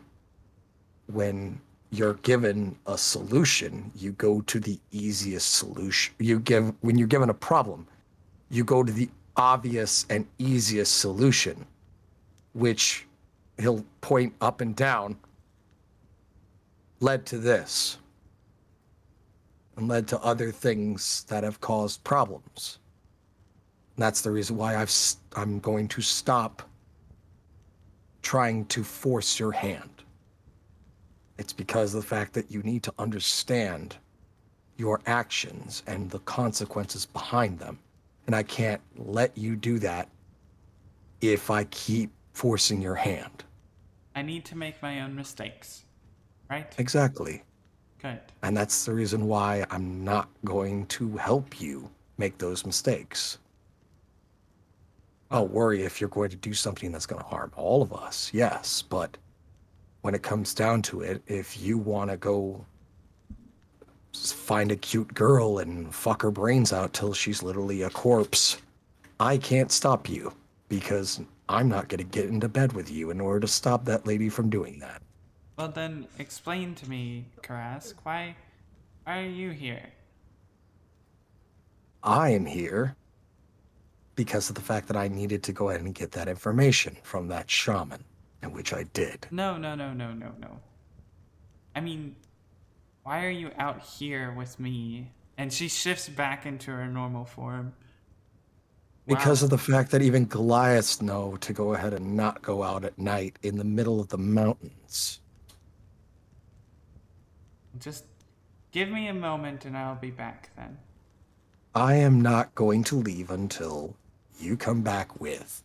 I won't look, but I'm not going to go anywhere. All right? Okay. And Delismere is going to take a few minutes to try and attune with her natural form and see if she can learn anything. If not, that's fine, but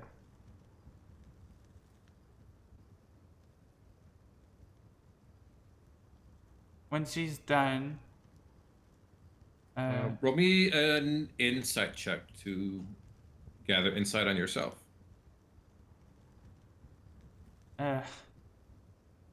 not in the cards this time.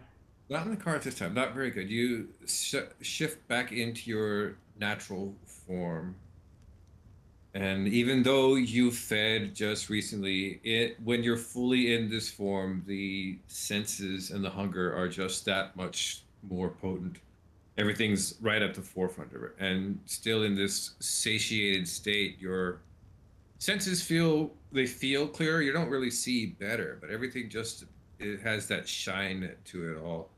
Like, like you feel on that particularly great day where the sky just seems clearer, the wind a little bit nicer, and all you can do is look at the village over there and all those huts and remember all those gazes that those male Goliaths were giving you today and know how easy it would be to get another meal tonight. She shakes her head and says, no. Say no, stamp your foot, and you feel your form ripple back into your siren state, and the senses and urges mute just back down to their normal levels. She walks back through the snow past Karask and says, let's go. He'll notice that, and he will give a small clap and just go, and that right there is learning control. Let's go.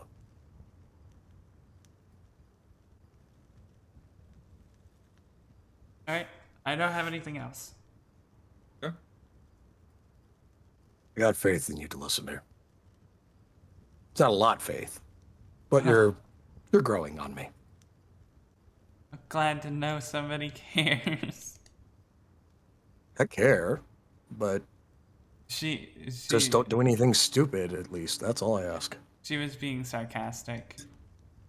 Yeah, and that's why he was like, sarcastic answer afterwards. All right.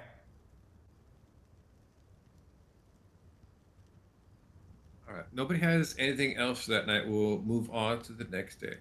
Any other things to be said or done as you guys say your goodbyes and leave? Nothing for Fauna. Yeah, nothing for me either. I'm good. I will look to Dakathir. I will give him a proper Goliath farewell and just go, this was fun. It's been about 10 years since I did this, and I hope to do it again if I'm able to meet the Thulevai clan again. So you find us again, you come. Next time we hunt together. Sounds like a plan. Hopefully not bears. I killed a few of them before, but...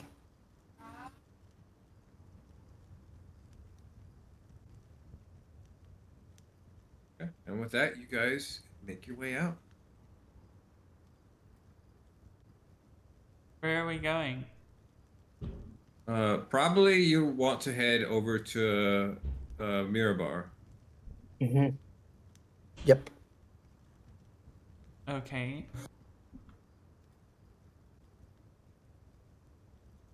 You guys head off over to the east for a bit to get yourselves over towards Mirabar. As you guys arrive in the area here, you see where the mine sections are. As you guys pretty much come like walking straight out of the wilderness into the mine section. The miners over looking like, the hell you guys been walking out from? Goliath camp up to the west of us. Held us up for the night. No, Why are we walking? I got mount. Oh yeah, true. You guys are on horses. Yeah, he points you down a little ways around. So there's roadhouse down over there. You want to stop, get yourself something to eat. It's another day back into town. Sounds like a plan. Thanks, good sir.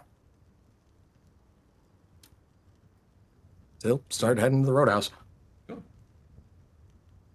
What's in Make the your way roadhouse? down over to the roadhouse. It's like a tavern, but it's not within a city. No. She said, "What's in the roadhouse?"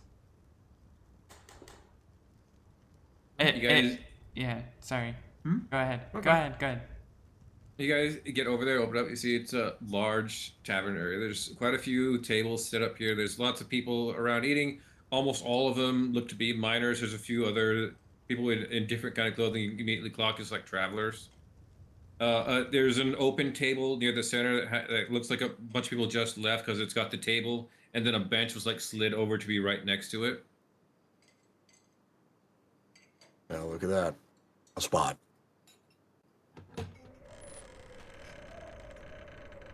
All right.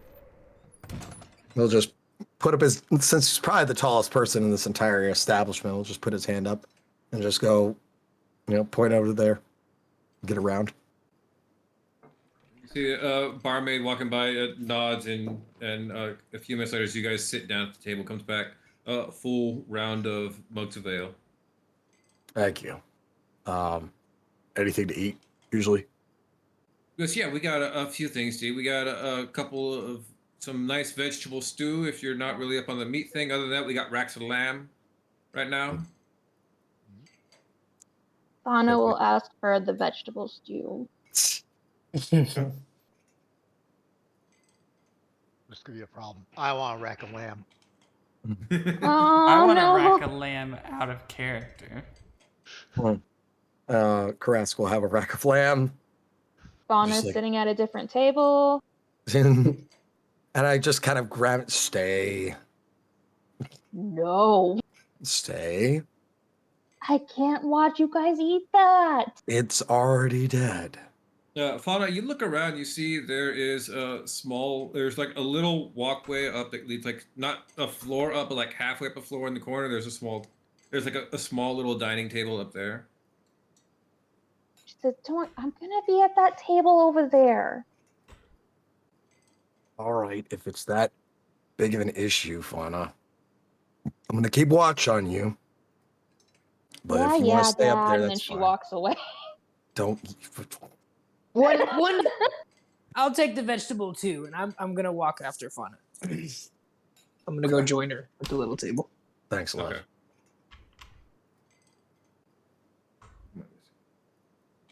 Okay. Yeah. Okay, so the other three of you guys sit down over here at the table. Your meals, your racks of lamb come to you shortly enough. And a moment later, the waitress comes by and sets 3 shot glasses down in front of you. What's this? Well, that would be my treat to you, darling. You hear the chair next to you to Lismir pull out as a figure grabs it, spins it around, and sits in it backwards. You see they are human with a wide-brimmed hat, full but nicely trimmed beard, and a large overcoat thrown over their other clothing. But you can see as they sit down, they have a pair of curved blades strapped to each thigh. I see. And you are... Well, my name is George Reynolds, and I was looking to find your fine little group here, talk a little bit of business with you. See, the waitress comes back over to him with a bottle of nice alcohol on a tray. He takes it, goes you and like pops it, unwraps it, and he pops like a fresh bottle. I see. And Dwarven whiskey, only the best. He pours over into each of your shots and pours himself a shot too. dwarven whiskey? Oh my god. Dwarven whiskey. Wish Tira was here to Oh no, She I was am sad not she drinking missed this, that. yeah. I am Rask is not gonna drinking look at that and just go, "Oh God, Shazi got fucked up on this stuff," and he will remind himself of the time when his roommate Shazi was gifted a bottle of dwarven whiskey and was singing until about 3 o'clock in the morning, naked at the observatory. Yeah, I remember my first fireball too. Well, he's a half elf, so it's a little difficult. So what'd you say, Fred? Do you think we can sit here, talk a little bit of business? Depends on the business. Absolutely. See, he smiles, takes a cigar out, lights it. So, well, actually, all three of you here at the table, roll me a history check. Okay. 0. Can I guidance myself? Sure. Alrighty, I will do 14, that. 8, and I'm feeling lucky. oh, God. Karask. Yeah, baby. Yeah, I'm not Argo's feeling not so as lucky. lucky as he thinks he is. Gets it more sense. Karask got a Karask, 20. nat 20. You're kind of have your ear to the ground about these kind of things. He says his name is George Reynolds. Ben is a pretty decently known bounty hunter who's known by the nickname of Knight Rider. He's probably seen posters about Hire the Knight Rider over in Waterdeep. Most More likely. like there are stories about this guy. He got the name Knight Rider because he once chased a bounty down by riding all throughout the night until the bounty just gave up and dropped out of exhaustion. Oh yeah, no, yeah. He would have heard it at the college as like stories of like this, like girls like reading like cheesy romance novels, but for guys being like, "Yo, yeah, this guy was a fucking badass. Holy shit." Delisimir He would be probably like, "All right, whatever." sang a song at one point. Most likely. Let's roll a luck check. 1 to 10 is bad. 11 to 20 is good. 15, good. Good news is you did not have a poster of him in your room in the college. Oh, my Unless you goodness. think you absolutely did, then by all means go ahead and tell me you did. Why would I tell you if I did? Karask will like instantly perk up and just goes, "So you're the guy that all those guys were talking about, the Knight Rider." That's just something other people gave me. My name is simply what it is. Well, your reputation precedes you. So tell me, Sometimes they do. Mm-hmm. Mr. Reynolds, wasn't it? That's right. What brings you to a small little band of mercenaries like us? Well, I'm currently in the practice of chasing down a particular set of bounties. And come to find out, both of them are currently held by this here little party of yours. Uh-oh. Now, because he keeps both of his hands on the table while he's talking about this. Now, I don't want to alarm you. I don't want you to think this is here. I'm looking to get into some kind of trouble. I just want to talk business, man to man and woman, and just sort this out nice and peaceful like. Can we do that? Can we talk? Why don't you tell me who you're after first? He goes, I'm going to reach into my coat and I'm going to pull out a set of papers. Is that all right? All There. right. He reaches in very, very carefully. Again, he's very, very showy to you, showing you his hand very slowly, like holds his fingers out so you can see he's not like grabbing something. Pulls out a pair of rolled up papers, unrolls them in front of you, sets a drink on the corner of each of them so that you can see exactly what they are. One is the wanted poster for Fauna that Lazarus found back in Bryn Shander. The other one is for Nyla. Shit.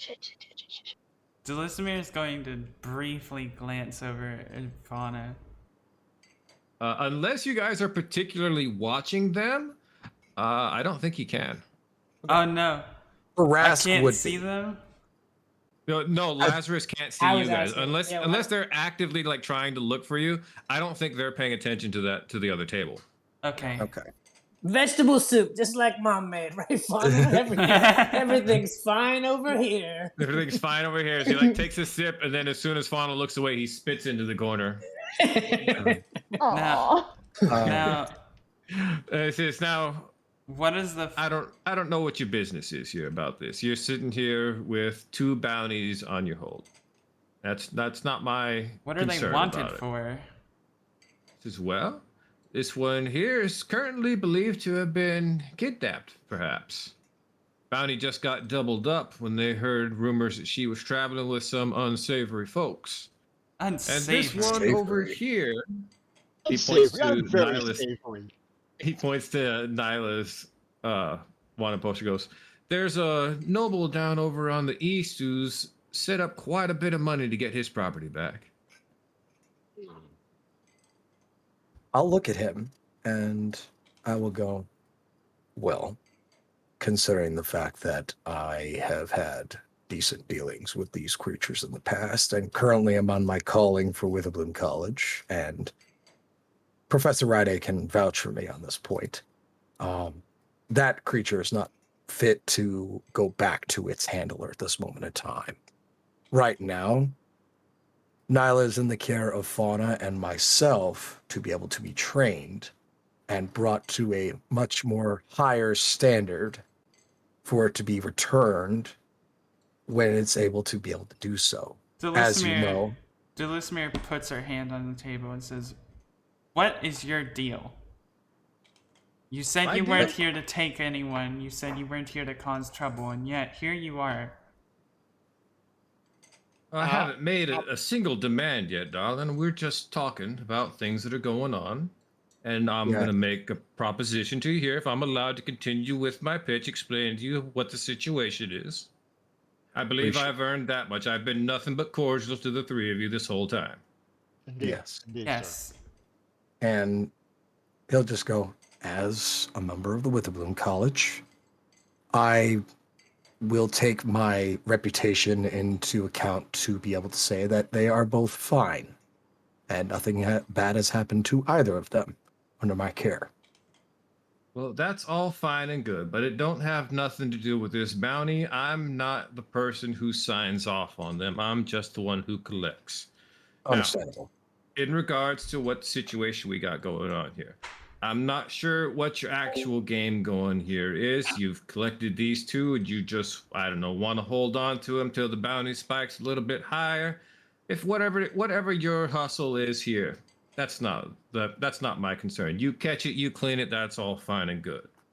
But there's rules to how this business is done. You can't be holding on to 2 all greedy and stuff like that. So, my proposal to you here is this.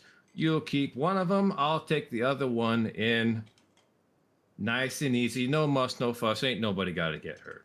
Delismere slams her hands on the set and says, There's only one problem with that, absolutely my not. lord. Only Delismere. one problem with that, my lord. You cannot separate those 2. It's kind of a There is package no deal. separation. There is no separation of those 2. They're bonded. They share. And Ardwell's pounding his heart. Yeah. It's kind of a package deal. That's the worst part about it. That's the reason why I've been taking That's care a of both of shame, them. because ain't no way they're staying together forever. That lord's gonna get his property back one way or another. And he taps Fauna's picture again, and that little miss there is going back to her family at some point. What's the What's the bounty? How much is it? bounty is currently 10,000 gold for Fauna Ah! and 30,000 for Nyla. What the actual What fuck? the fuck? Are you guys gonna sell me out? No. Although Delisomir- that's a lot of money, and if I was a Lot of rogue, money. I'd take it. Delisomir. The irony here is Soraya might have sold out Fauna. Yeah, Sarai would have sold out Fauna in You a know fucking what? second. No way. She didn't No way. sell out Auric. She Yeah. could have. She came in clutch. She had the chance. She would have She rolled didn't for it. take it. Let's all I be don't know. realistic. Soraya would have rolled for it. Delisomir is Oh, gonna take a deep 40,000 breath gold. and say, "What do you want to leave here without them?" To leave here without him. Well, I suppose I could be persuaded to go and look the other way. Maybe I'll follow up a lead on these here bounties somewhere that's not here. And if I was to do that, I'd, it's that age-old question. I got one thing in my left hand, I got one thing in my right hand. I got something so interesting in my right hand that I just forget about these bounty papers in my left hand. You feel me? So I'm thinking of something Delisomir- on the lines of I've got 5,000 gold in this hand. Delisomir looks over at Karask and says, "Well, what if I got something better than gold?" Rask will kind of look at you and just go, "Are you sure about that?" And it's just like, well, are you working magic? Can I see Lazarus? Yeah, you can see them. They're not paying attention to you is the problem. Because they don't know anything's wrong, so they're just sitting there, having dinner together. Yeah. Oh, that's and even fine. if they I did will, glance I at you, will they just message- see somebody I will- sitting there at the table with them. It's okay. I have ways. It Yeah, has a Please. verbal component. it does. So if you did it, he'd probably know you did it. Not only that, you have to point. Unless you want to stealth I or would sleight of just- hand it, Oh, and yeah. then we'll go that against his passive perception. I will sleight of hand it. Okay. Whoa, That's It's a good. good sleight of hand. that's really good. 21. 21 on his passive perception would only be 15. Yeah, that'll do it. He's looking at Delisomir as she's talking. He does not see you whisper something right on a piece of paper and then just like crumple it up in your hand and then it disappears from your hand. And Lazarus, you hear the message written out, said into your ear in Ardwell's voice. What did you say to him? Come over here. We got some dinner for you. Nuh-uh. That's the message you chose? That's all he needs to say. I've got it. I'll be like, Fauna, this was lovely, but there's really not a lot of substance in this vegetable soup. I'll be right My back. God. And I will She I need stand up. something a little. I need something a little bit more palpable. She's just gonna look wide-eyed at him like, what are you talking about? I would like to as- know. Sorry, as I go to leave, this is really great timing because my whole point of coming over here with Fauna was going to be, have you told the group about your wanted poster? Because I think we should tell them. And then I'll leave to go. See, she was gonna tell you about what the guy, the shaman said. So Okay, we have come full circle. Okay, I Okay, here. will. I'm yeah. going to give you two a minute to discuss the things you want to discuss. I need to go use the restroom real quick anyway. Okay, I will. Go. Go for it, Rosie. Tell me what you were gonna tell me. she's gonna start with, first, before I start, I wanted to say thank you for listening and being there for me. I felt bad about hugging everyone else and not you. I will. He'll sort of like just smile and shrug a bit and go, I know I don't have the warm and cuddly appearance as Nyla, so I can't blame you for going towards Ardwell. And he'll kind of give you a wink, like, you two seem to be getting close. really just wanted to take the time to ask if you've had a chance to talk to the rest of the group about our little predicament with the paper. Have you told them yet? I do think we should clue them in, probably. She's gonna look sheepishly down at her vegetable stew and like kind of play with it and just go, I got to tell Tira, Harassed knows, I think Ardul knows, but I haven't had the chance to tell Delismere. Well, we should probably fill her in. If we all know, it would be better so we can all look out for each other. She's very trustworthy. I shouldn't see much issue with telling her, and none of us would turn you in. You're a part of this group. I think when you have the chance, you should tell her. And I need to find out if Ardul definitely does know or not. But That would be good. Yeah, a good place to start. You know, relationships can't have a foundation that's not honest, and you two seem to really be getting along quite well. Yeah, I like him a lot. But when Karask and I were visiting the shaman, as we were leaving, he said that I couldn't escape from forever, that I'd have to go back. Go back to your home? Is that where you would have to go back to? Yeah. Well, should you return, I'm sure I speak for the rest of the group when I say we will all go with you, and we wouldn't leave you there. We wouldn't send you alone, and we wouldn't leave you there by any means. But should you go back, we'll be right by your side. Thanks. I just don't want to be forced to go back before I'm ready. Oh, we can take our time. We're on a bit of a walkabout anyways. We've got, I feel like, several things to check off. Maybe we'll find our way there in some time. But none of us will force you to go until you're ready to make your venture back home. Thank you. Yeah, maybe after dinner I can talk to Delismere and Ardul. That's a great idea. I think it would be great to clear the air. And, you know, speaking of dinner, I'm really hungry. I don't know how you live on vegetables. Ardul says he has a meal for me. I'll be right back. Don't bother. You can stay here and enjoy your meal. Looks like you're enjoying it. I know you don't enjoy this part of when I eat, so I'll see you a bit later. And I'll start to walk off. God. She's just like, what do you mean he told you? As he's like walking away.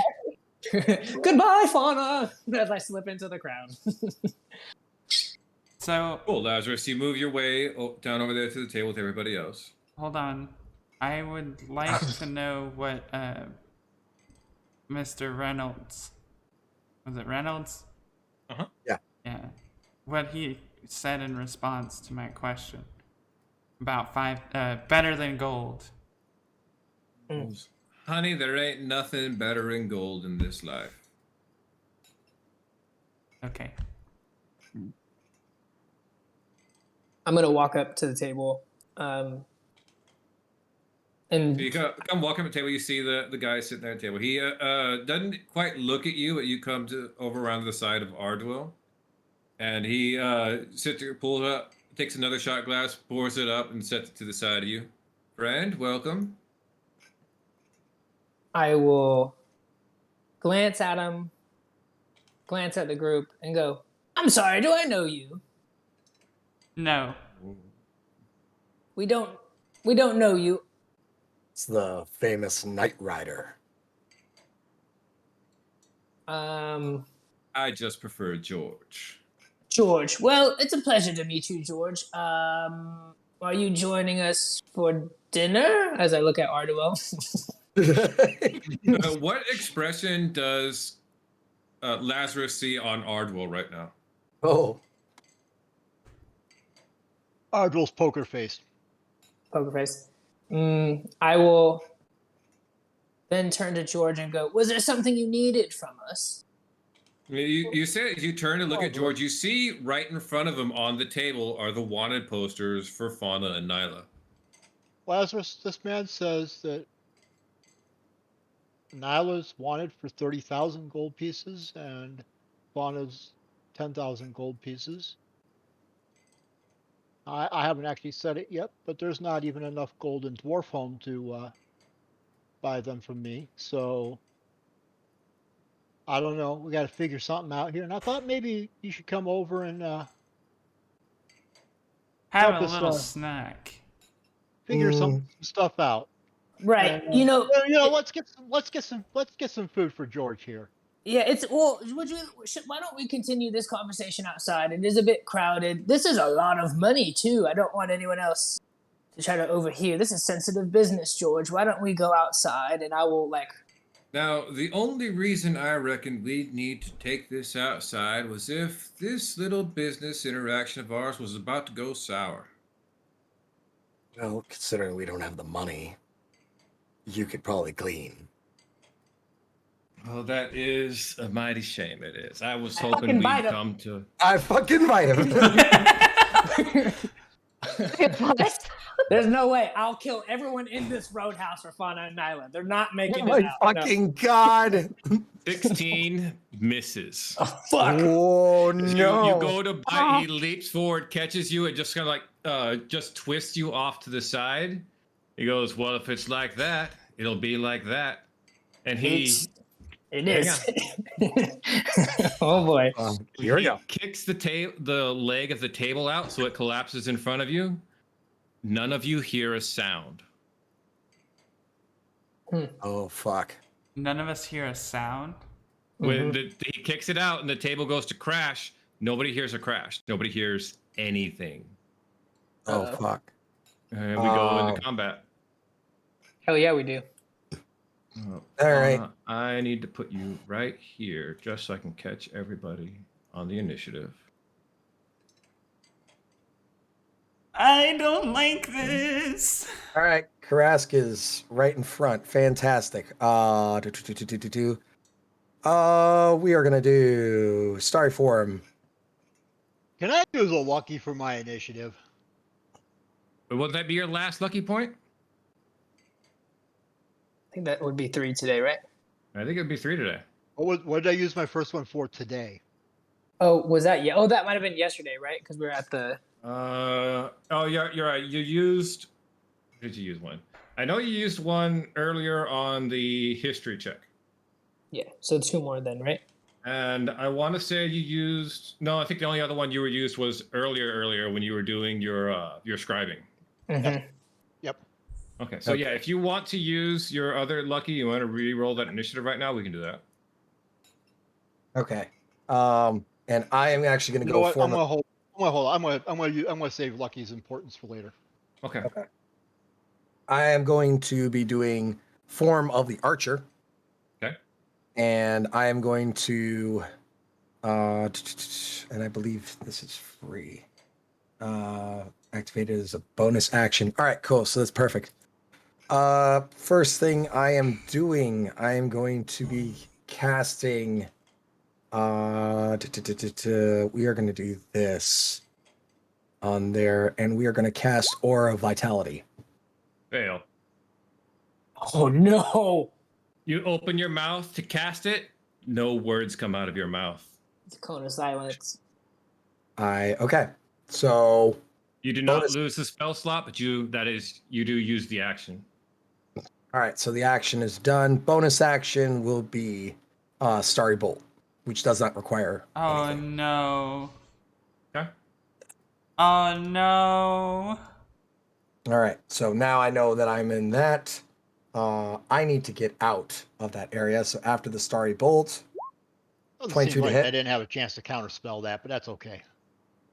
I'll tell you reason exactly why you couldn't counterspell it. And it is immediately effective to you because you would have tried to counterspell it too, Ardwell. But he didn't cast it. Oh, all right, so 22 to hit. 22 to hit. What damage type is Starry Bolt? Starry Bolt is force damage. Force damage. I have a Yes. question real quick before we continue. Okay, let me complete this bit right here, then I'll answer your question real fast. Okay, 22 hits, deals him 6 damage as he uncanny dodges. Oh, wow. Nice. Okay. Okay, And Dilsmer? with that, I am going to move out of the circle. Okay. Over here, And that's it. there is a large square of black for reasons I don't comprehend, because there doesn't appear to be a wall. Probably Yeah. the second floor. I don't know why there's a wall there. You're right. It's like I can see it in my map vision, but I'm looking at it going, why is there a wall there? Okay, thank you. Does that look better to you guys? There's Yeah. one Yes, I here. know. Yeah, just ignore that. It's just an invisible wall for some weird reason. So Karask is outside of the verbal area. Correct. You're outside of the colon sign. As soon as you cross that layer, you hear that whoosh of sound come back in. All right. That'll be my turn. Okay, that's your turn. We hit into George Knight Rider Reynolds' turn. Hand snap down to his blades at his sides, flips them up, darts forward, and I'm gonna shuffle you guys just a bit. I had you sitting in particular places just because it made you look correct on the table. But now we're just gonna lock you into your grid spots. He'll dart forward up over the table right to Ardwell.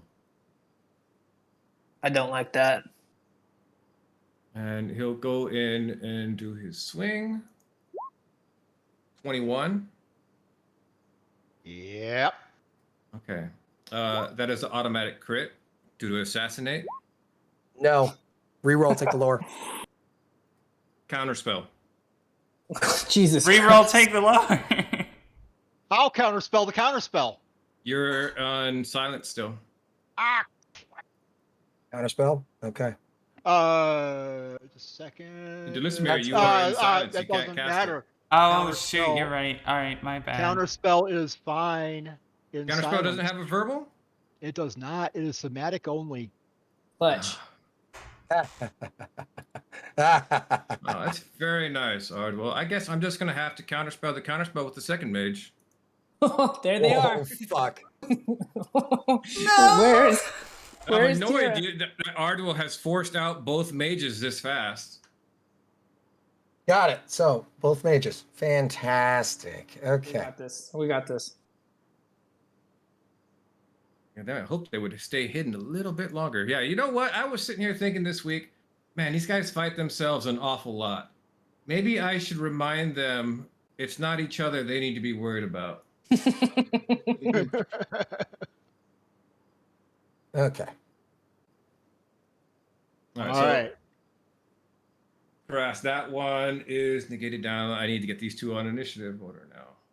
Gotcha. 7 and 5. They went right to the bottom anyway. Fantastic. Okay, you go right there. Right and between you Ardwell. Go right there, right between Ardwell. And it's been both of their reactions this round too. Ah, damn it, that sucked. Okay. That is a full hit on Ardwell for damage. I need an extra 4 more d6 to the damage. So Ardwell, you took 17 plus 15, 32 damage from that hit. That hurt. Oh, that hurt. Oh, I'm in pain. I'm in pain. I'm in pain. But I'm not down. You're not down, so I'll have to use my offhand. I have to use my offhand. We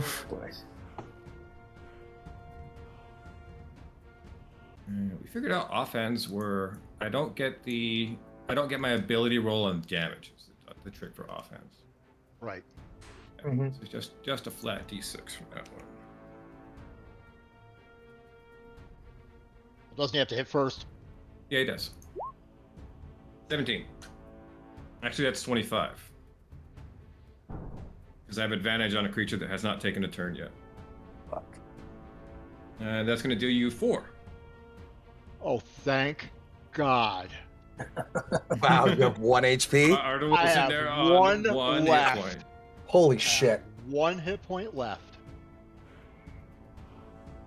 And yeah, I'll remain right there. That's a good spot for me.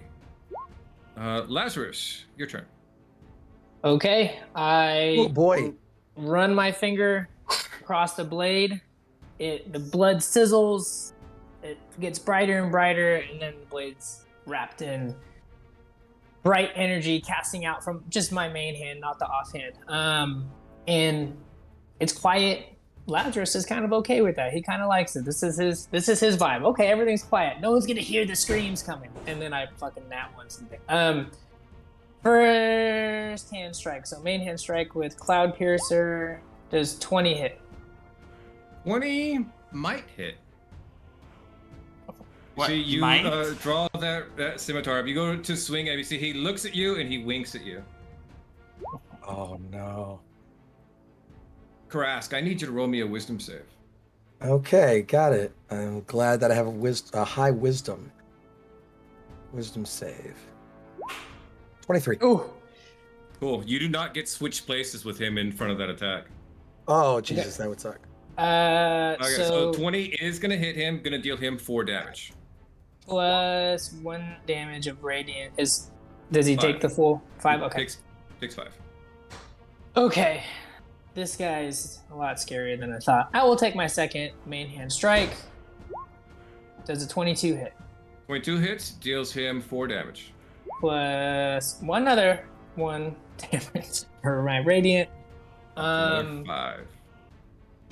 Oh shit, I didn't put my Beast of the Tempest damage on the lightning. Go ahead, roll it right now. Okay. So for what, it. D6? D6. It's 5. 5 lightning on that, yep. Okay. After my 2 main hand strikes, you'll see they may not be doing as much damage, but as soon as it makes contact with them, you'll see the cut sort of sear and burn and sizzle on him. We'll use the brand of castigation. So anytime he hurts any of us and does any damage to any of us, he takes damage equal to my modifier with my intelligence. So he'll just take a flat 3 psychic damage. Takes 3 psychic damage, he deals damage to anybody. Yeah. Okay. Offhand, I got 2 offhand strikes. So my first one does a 14 hit. No, I don't think so. No, 14 does not hit. Last one, 26. 26 hits, deals 4 damage. Okay. I will end my turn there. Alright, Delissimir. Oh boy. Can I sacrifice half my movement to disengage? No, you can use your action to disengage, though. Damn it. You got plenty of bonus actions, though. You can use your action to get away and then get out of the You silence. actually don't have to use your action. He already used his reaction trying to swap places with Karask. That's a good point. That is a good point. Okay. Get out of there. Yeah, I'm getting out of there. She's gonna move. How big is this place? Pretty decent.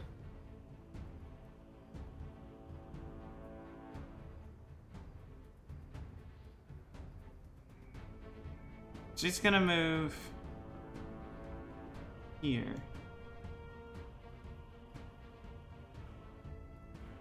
Okay. And once she does that, do I know that these 2 in the corner are mages yet? You would have seen them during the counterspell shots, yeah. Okay. So I know who they are. I know what they want. I know why they're here. Alright. I didn't think I was gonna get out of that, so I didn't plan this far ahead.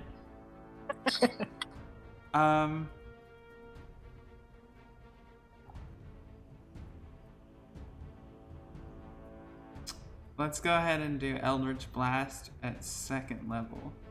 Uh-oh. It's a cantrip. Oh yeah, that's right. I can't do it. Motherfuck. Okay. I believe 5th level you should have 2 shots of it, though. Yeah, so you have 2 hits. Yeah, 2. Roll twice. Nice. What are we targeting? Targeting him? Yes, targeting him. Targeting him. 18 is a hit. That's going to deal him 4 damage. 21 is a hit. It's going to deal him another 4 damage. And I'm gonna give Bardic Inspiration to... I'm gonna say Fauna. Okay.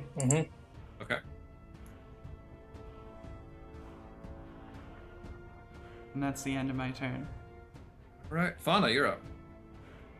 Is she even aware any of it's happening since they're like stuck in their little silence thing? You might not be. You didn't hear the fight start. You didn't hear Arduel get stabbed. You didn't hear anything over there. She may have just heard Delismir cast Eldritch Blast twice. You might have heard that be cast, and you probably heard Delismir's song that immediately you feel that energy, that rush that comes from your inspiration. So you do at that point. I think you probably would look over and you see there's a full fight broken up. Arduel has been stabbed straight in the chest. Okay, and then did she leave Nyla outside? Like, did Nyla's she outside. Okay. So she's Go ahead on and her put own. Nyla on the board. Nyla's outside in the stables. Nyla's probably over here.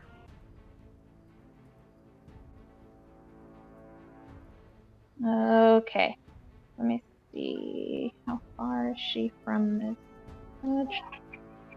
60 from there. Oh gosh. Could probably Okay. whistle to her and see if she can't come. Yeah. So she'll definitely whistle Nyla over. Would she notice the blue mage right in front of her? Roll me an investigation or perception check. Okay. You said perception or investigation? Yeah, you got to beat 11. 13. You do notice the mage. Okay. So let's look here. Oh, stop.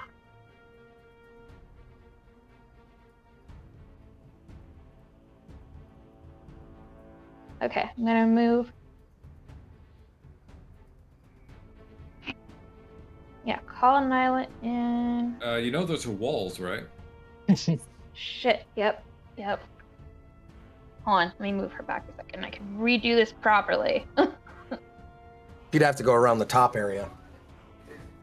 Yeah, first door would be over here at the top to come around the back, or she'd have to come down over to here to the front door. Yeah, I'll ever come through the door.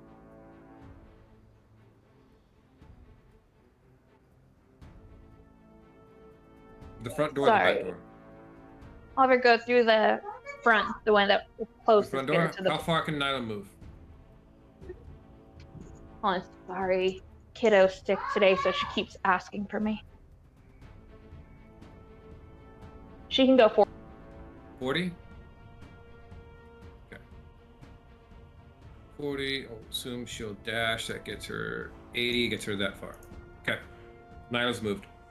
Okay, thank you. So yeah, she's gonna sneak up behind. Oh, I don't even have to sneak up. I can just attack him from right here. She's going to take out her blowgun to attack blue. Blowgun on blue. 13 is a miss. Damn it. And then, wait, where's... Oh, I'm trying to find... Where did you say Nyla was? I looked away from the screen for a second. Right She's there. to your left, yeah. Okay, yes, I can see her now. So yeah, that's not close enough yet. So that's gonna be all I can do until Nyla's in here. Alright. We are at Blue Mage's turn. Wait, the Bardic Inspiration didn't help with the blowgun? You gotta can use roll it. roll a d6 on top of it if you want to use Okay. it. Yeah, I'm gonna do that. Okay, go ahead. Nope. 14 misses. One's on those D6s today. Yeah. I'm just gonna say, if we let Arduel die, Tira's gonna be fucking pissed. Like, Yeah. we can't. Oh no, We what? can't. We I'm can't. not- You're gonna run from her. Yeah, she Yeah. will become the big bad evil guy of the campaign if we fuck this up. Blue Mage is going to fire a firebolt at Arduel. Yep. 8. Miss. That's a miss. Ardwell, it's your turn. All right. Whoops. Yeah, select the right thing here. Back up and out so I can actually cast spells. And hypnotic pattern, and the area is going to be one corner on the dude, and the other corner just past the red mage. Other corner on the red mage. Red mage has to make a wisdom save. I got good. It's gonna be 14. 15. Red mage succeeds. And old George over there is immune to charmed. Oh no. Uh-oh. Because that's what you get when you get frenzied rage. Yeah, I don't like this. Don't like this. I built a barbarian rogue to fight you guys. I'm picking that up. Yeah. Fun. Ooh, ideas for next campaign, maybe? Rask, I'm about dead. Stop your Widgie. I've got you. Hold on. Ardwell, any other actions? Just a second.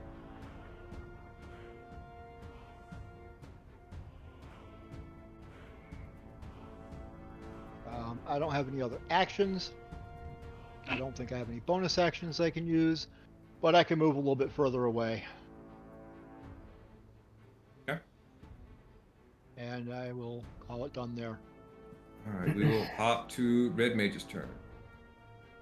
Red Mage shall cast Fireball. Centered right about here.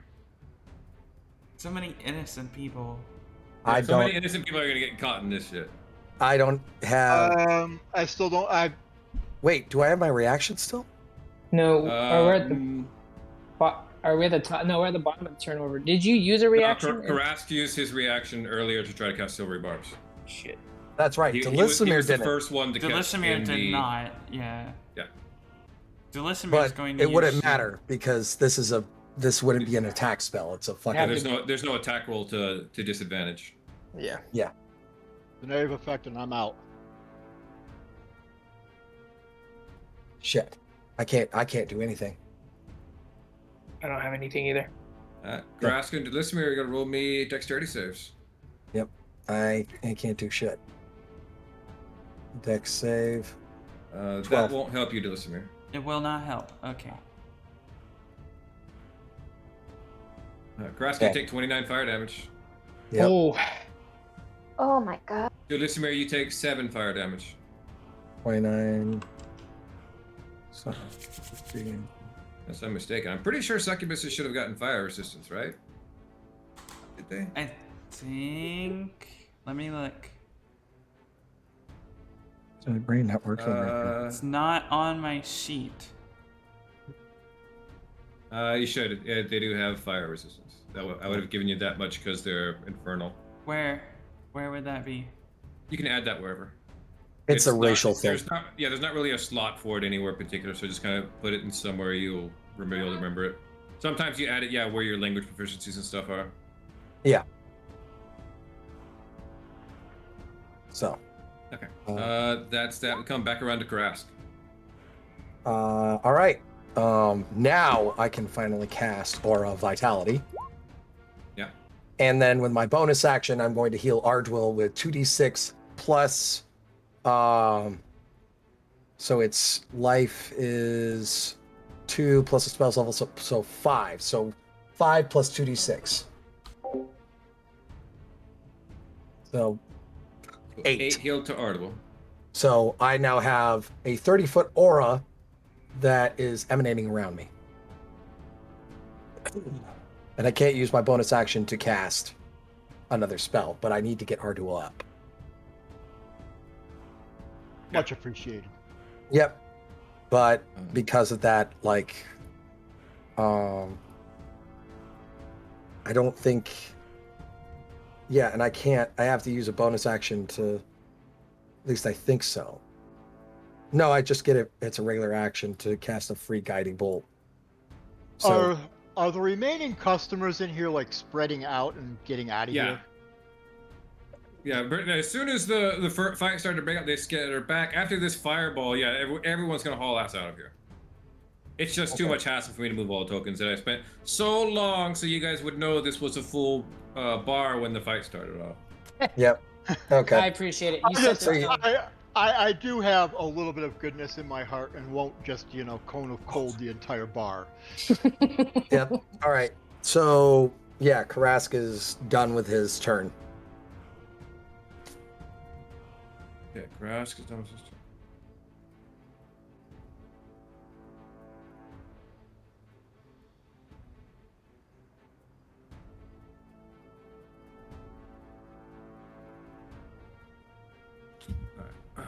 Come to his turn. He sits there, looks over at you, Lazarus, just grins wide, seeming like he's having the time of his life. It's gonna swing at you recklessly. 27. Oh yeah, that hits. It's gonna get you for 21. Okay, let me break out the calculator. How does he have the snake? What does he have? What? Because he has advantage. Because he did reckless. Because he's reckless. Oh my god. Okay. He's a Yeah. barbarian. Yeah. That's broken. Okay. That is more broken than my sleep spell, okay? Yeah, it's pretty bad. 1 sec, I'm gonna check something. It's always bad when Brad's attacking you and he's got to look over the character's sheet. It's just not good. He's looking at how he's going to kill me. I feel this Well, one. I already know how to do this. I've got 3 more swings at you. Yeah, I mean, you got to follow your heart, Brad. You got to follow. Let's see. So that's 19 for 5 damage. I will use a reaction. You'll see Lazarus smile back at him because he is also enjoying it, whether that should be the case or not. And Mr. Knight Rider, his eyes are going to start to fill with black and a little bit of blood will start to come out, and I get to roll a d6 and subtract that from his hit. Got it? Oops, it says rolling dice. Is it rolling? Nope, sorry. Acting Think slow. about it. Me? Maybe it's my internet. I'll try again.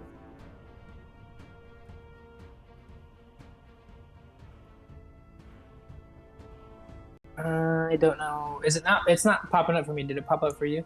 It hadn't popped up for me, no. Do you want me to just roll it? Yeah. It keeps saying rolling dice, but it's not doing anything. 5. Okay, that subtracts 5 from his hit, so that misses.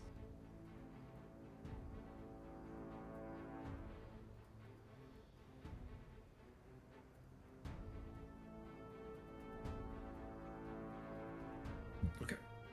That's that. So that one's going to miss. Going into his second attacks now. 24. 24 hits. Going to get you for 8. 8. And last one, 24, is going to get you for 6.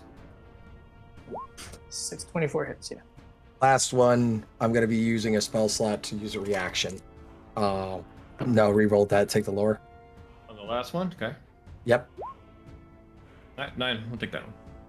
All right, cool. Lazarus has advantage.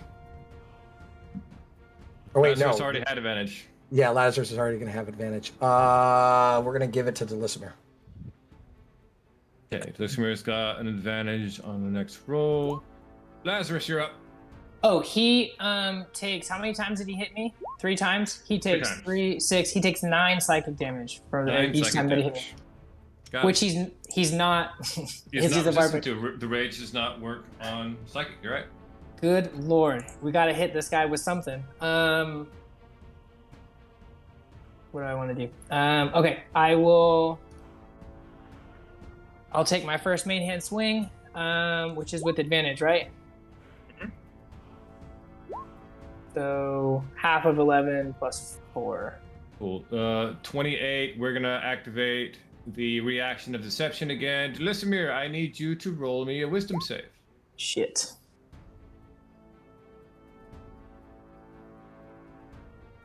Oh no. No. Delismir, you're gonna take 15 damage as Lazarus stabs you. Fuck. Yeah. This is pissing me off now. I will run this way, and now that I'm out of the silence, I will say, "Where are you going to? I was just beginning to have some fun." And I'll take my second hit. Second hit. Fuck me, dude. 23 hits for 6 damage.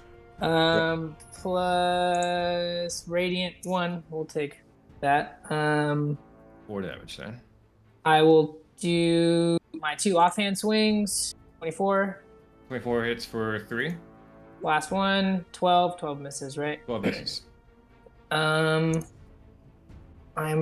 using everything I got. I will use my bonus action to cast Bloated Agony on him. If he does one attack, he takes 1d8 necrotic damage. He has disadvantage on strength checks and dexterity checks until the beginning of my next turn. Can you check your first curse on him? I thought that said something about it leaving if you added another curse. Oh, the eyeless one? That's literally just for the. I didn't enhance it because I. No, what do you mean? not the eyeless one. The one that was dealing him psychic damage when he damaged you. Oh, the right. Let me drop that in the chat. Yeah. It's as long as I don't dismiss the brand. Okay. It can be dispelled, but it's Or just use it to another creature. Okay, I thought it said something about cursing him again. Okay, good. Okay, cool. I will end my turn. Laz, Yeah. move left, move left, move left. Oh yeah, I will circle him this way. Can I just? Okay, I will end my turn. Delismir. All right. Get out of the silence. Get out of the silence. Yeah. Is he looking hurt at all, Brad, or is he just like? He's taking some good wounds, but he don't look like he's sweating it yet. Yeah, he's just chilling, huh? Oh man.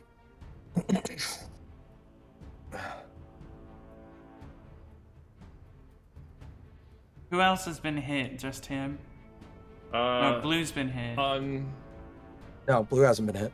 No, Blue got hit. Blue. Fauna missed hitting blue. Red hasn't been hit on anything. On your side, you, Karask, Lazarus, Art will all taking some pretty good shots. Yeah. Is this a wall up here? That's like a staircase.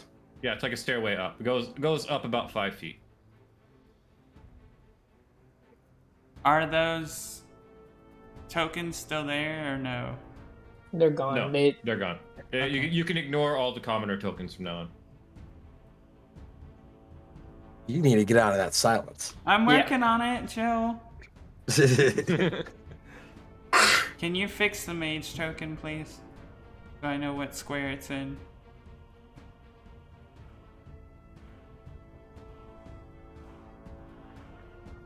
Thank you. Alright. I'm hurting pretty bad. I'm gonna cast Thunder Wave. Level 1 at Blue Mage and try and ding it into the wall for more damage. Let's see. Nope. He gets hit by it, but he stands his ground. Alright, that's the end of my turn. Bonus actions. Bardic Inspiration to Karask. Okay. Cool.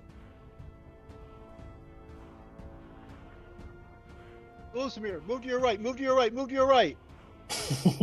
Why am I moving to my right? Russ, He's gonna move it. He's gonna blow this whole fucking roadhouse down. Art was trying to line up a lightning bolt, it looks like. Nope. Not your right. That was not your right, Lusamir. Other right, other right, other right. Go ahead and move to Delismir. Fauna?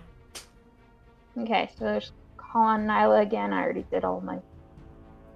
Calling Nyla again. Got 80 feet Did you to say move. that? Oh yeah. Fauna, get off of there. Get off of there. 80. That's as far as Nyla can get this round. It's not Nyla Okay. just comes charging in through 2 doors, barreling into the tavern. Go to Nyla. Go to Nyla. Go to Nyla. All right. God. Hold on, no. Let me make sure. Ardwell, professional shoutcaster. Alright, so she'll run over to Nyla. And then, do I still have enough space to do my attack? If it lets me do my now. Okay, yeah, I can still make an attack. She's going to use her longbow to try to hit blue this time. 14 misses. I You have- figured because that's what I got last time. You have your bardic inspiration though. No, right? she used it. Oh, okay. That's right. That's right. Oh, I can start building Nyla's ferocity right now, can't I? Yeah, it'll go up by like 2, I think. 1. Yeah, it goes up by 4. Awesome. So I've at least got that started. That's the end of my turn. That's the end of your turn. We are at the blue mage's turn. Blue mage is gonna magic missile to Lucifer. Is he casting a spell? Yep, casting magic missile. Counter spell. Counter spell. Okay, counterspelled. Ardwell. All right, I need to look up something. I'm lining up a particular spell.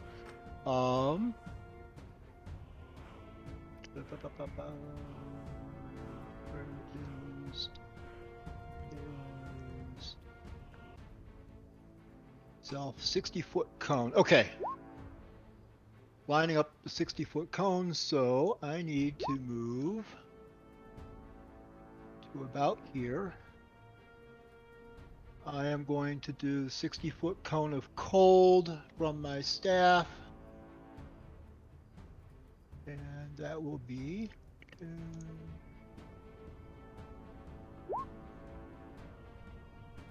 Let's go. and that should Counterspell. get all 3 of them. From a staff? No.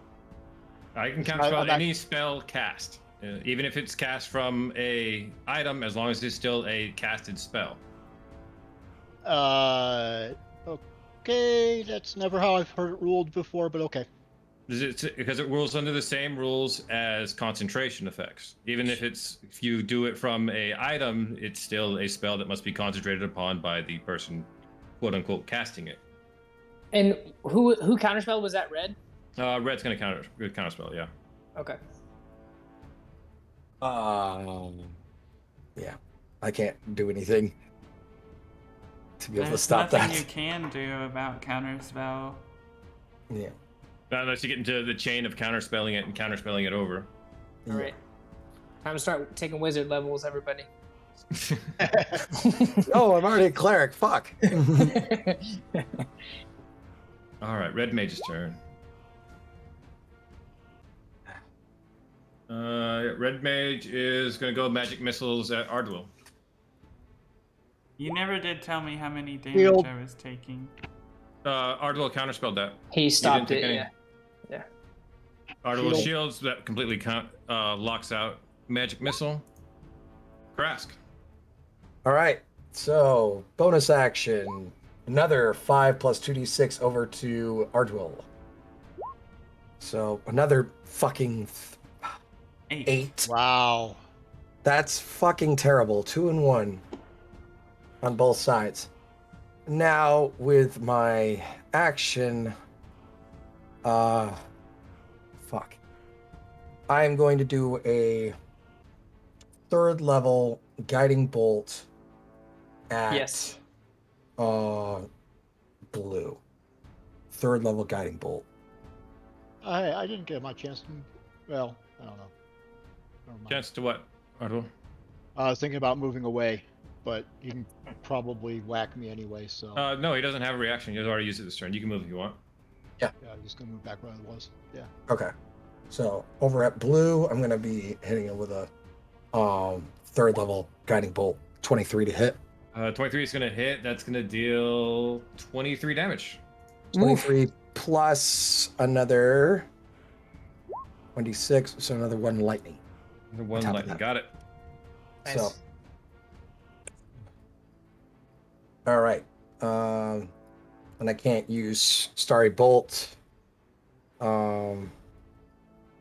because unless Your Aura of Vitality was a bonus action.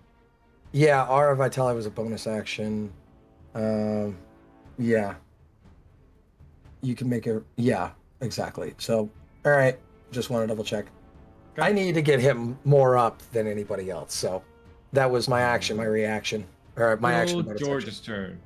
George is gonna take cunning action to bonus action disengage from Lazarus to get right to Karask. By the way, blue has advantage on all attacks that are against it currently. Okay. So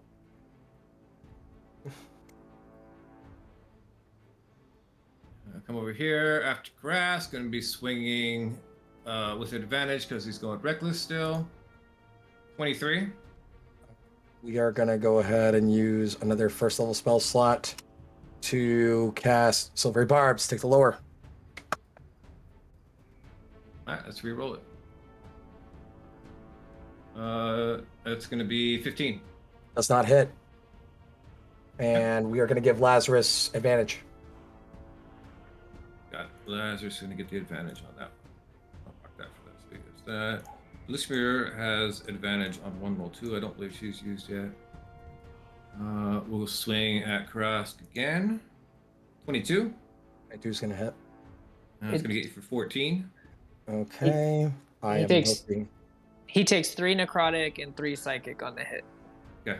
Okay. So 21 minus 14, right? Yeah. All right, 7. All right. His 2 offhand swings. That's 22 for 5. Yep, I'm down to 2. And that's okay. Pop twice. So that's 17 for 1. 17 is not going to hit. All right. So I he need takes- you to roll me. Hang on, Lazarus. Sorry. Pick it up here in a minute. I need to finish up this. Karask, you took 14 and 5, total of 19. 19. We're gonna cut in half Yeah, of it. I'm at 2. No, I'm out trying to of figure out 21. your concentration save. Oh yeah, concentration save. Yeah. I think you're still at 10. You're gonna roll me concentration of 10. You're gonna roll that with disadvantage. Okay, got it. What's he concentrating on? The Aura of Vitality. Oh. nope, drop it. Oh, shit. I gotta be a lot faster. Where's the important roll? That's what I was just about to say. I gotta be a lot faster on this shit, but he already rolled it, so it's too late. Well, okay. That completes that run out. Lazarus, you're up. Where are you going? Where do you keep running away? Here we go. Yeah, he just darted past you and just stabbed Karask in the ribs from the side. I'm going to need you to leave my friends alone. I tried to ask you to go outside. You didn't seem interested. First attack. What do we got here? Cloud Piercer. Oop. Sorry, I might have clicked twice. Came up once. 14 is Okay. nice. Okay. Next strike. 21 hit. 21 will hit for 9. Oh, sorry. Yeah, it wasn't reacting. I clicked too many times. Sorry. You're fine. We know which one we're counting. Okay. Karask, roll me the wisdom save. Okay. Save. You can take a port if you want. I got a 15. You got a 15. I got a +8 for wisdom. That's Oh, the thing. go ahead. Just go. And I've also got something I haven't used in a while. So if I want to use that, I can. 22. You save it. Cool. I really Sorry. wanted Lazarus to knock you down. I'm like almost killing everybody but the guy at this point. So 21 hit, dealt him 4 + 1, so a total of 5. Okay. And then offhand. First strike. 26. 26 hits for 5. And then offhand. 24 hits for 4. Don't have any bonus actions at this point. No, And no, I'm done. 6 damage earlier. Got it. Delismere. I think I'm gonna cast.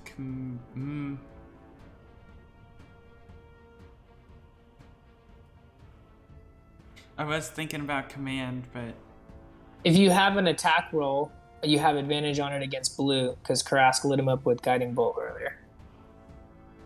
It's true.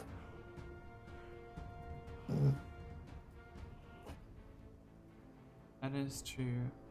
So you could pop that mage. Doesn't Eldritch Blast have an attack roll? It does. Yeah. So you'd Perfect. be rolling with advantage. So 24. 24 Good thing, too. and. All right. 24 hits for 3 damage. No, I'm gonna. 17 hits for another 4. Nice. Is there something else you wanted, Delismere? My words just left me. I'm sorry. All right. The bonus actions. Not this turn. All right. Fauna. Okay, so she's gonna have Nyla rush over there, but she'll do. Wait, I'll probably do my attack first. Oh, yeah. It's gonna be my third time trying to hit this a-hole. I see. Shit. 16. Did that or dead. He has to hit shield. Oh. That's good though. You're that's good. We burned up his reaction, so we can't use counterspell again. That was well Yeah. done. Well done. Wait, so will Nyla be able to attack him with that? Nyla's got her turn. His AC is higher right now, but that's all it is. Yeah. All right, But yeah, his AC is like +5, whatever it was from before. Yep. Nyla's gonna rush over there and try to get an attack. Ooh, which could I do? I've got the ferocity for.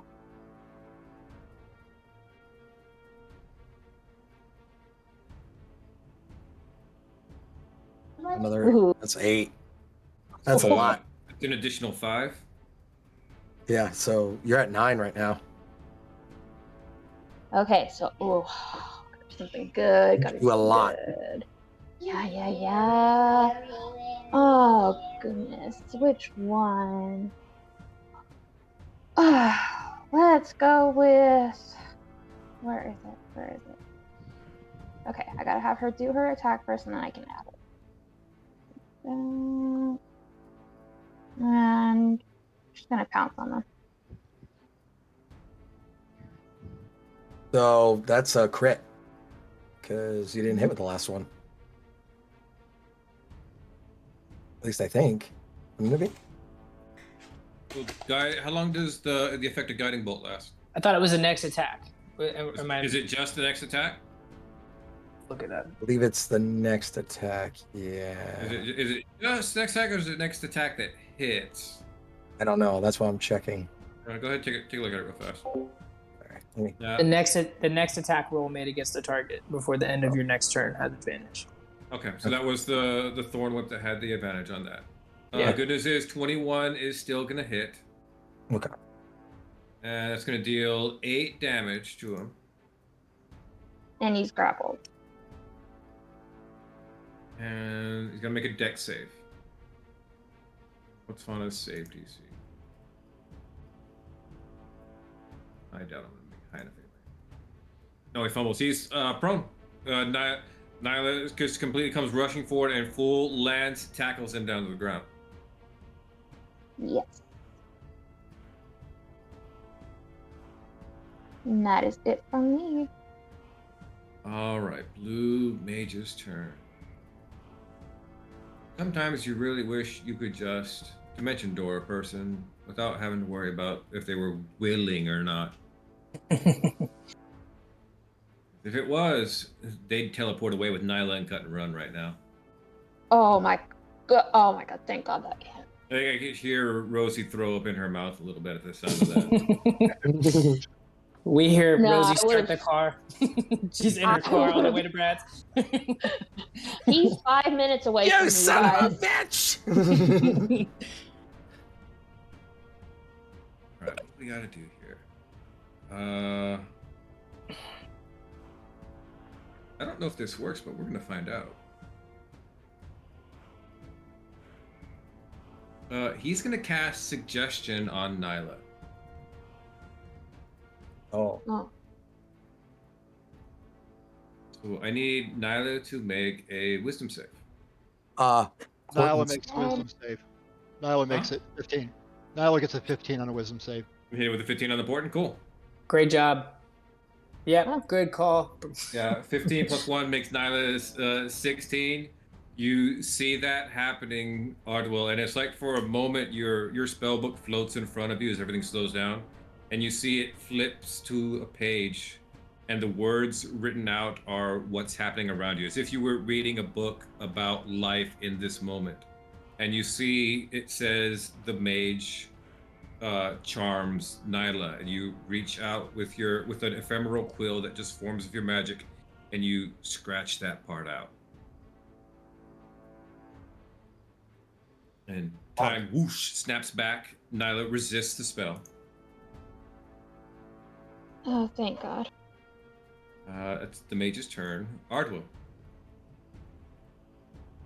All right. I'm gonna go ahead and magic missile.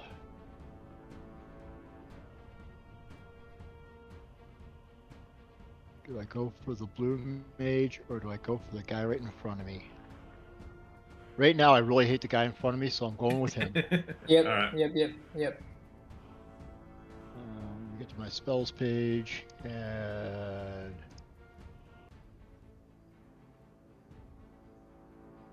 Do you do just one roll for all three of them, or do I need to do all three? Do all three of. Actually, I believe it's 4 at first level. No, Isn't it's it? only 3 of them. Is it It's 3 only- 3 at first level? Yep, 3 at first level. 3 at first. Cool. It's gonna hit them all. That's gonna be 6, 10 damage. Good stuff. Do something. Thought we did some good here. All right. It's Ardwell's turn. We're over to Red Mage's turn.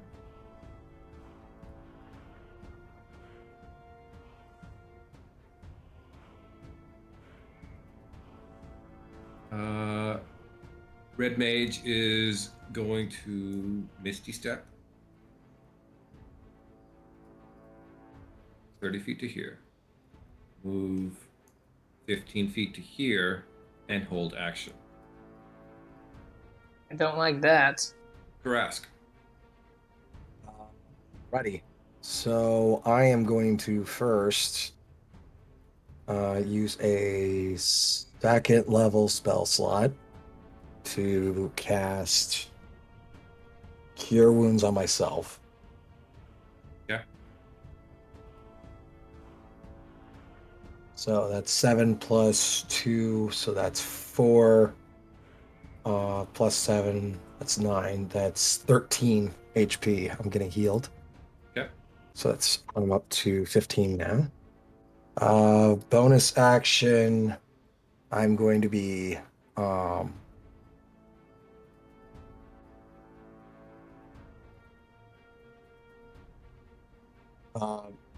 bonus action, I'm going to be using another second level spell slot to use Healing Word on Delismere. Okay.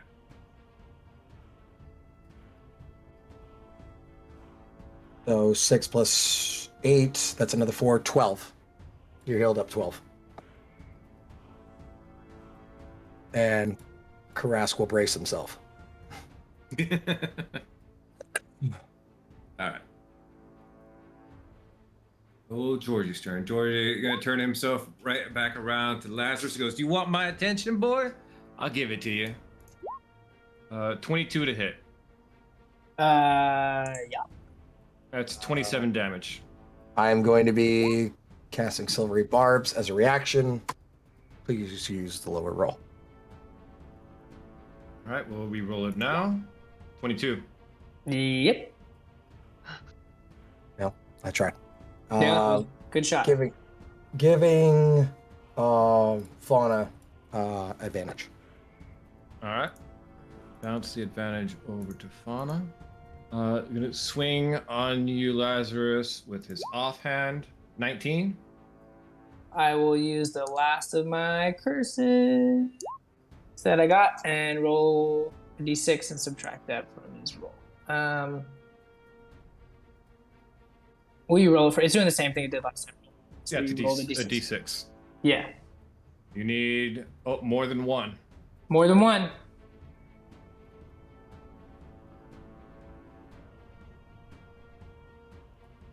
Is it thinking about rolling still? It just says rolling the dice. Still. 5. Whew. Good to that go. one misses. Gonna go to stab you with that again. Only a 10 on that. On my last swing at you. Double fumble with advantage. I'll take it. Yes. A good thing you rolled it because mine finally came through and it was only a 1. So how much damage did I? How much you did I took damage? 27 damage from the hit. I'm at 2. We're good, guys. We're good. We're gonna resolve his fumble now, which is the first time I've ever fumbled with advantage. Goes to stab you again, Lazarus. You just kind of like dancer bend your way back. His boots scuff along the floor. You just See the wizard behind him. He's just like glaring at you. He's like he couldn't get you down in that round. The lizard grabs him by his shoulder. Goes, "We gotta go, boss." And they dimension door.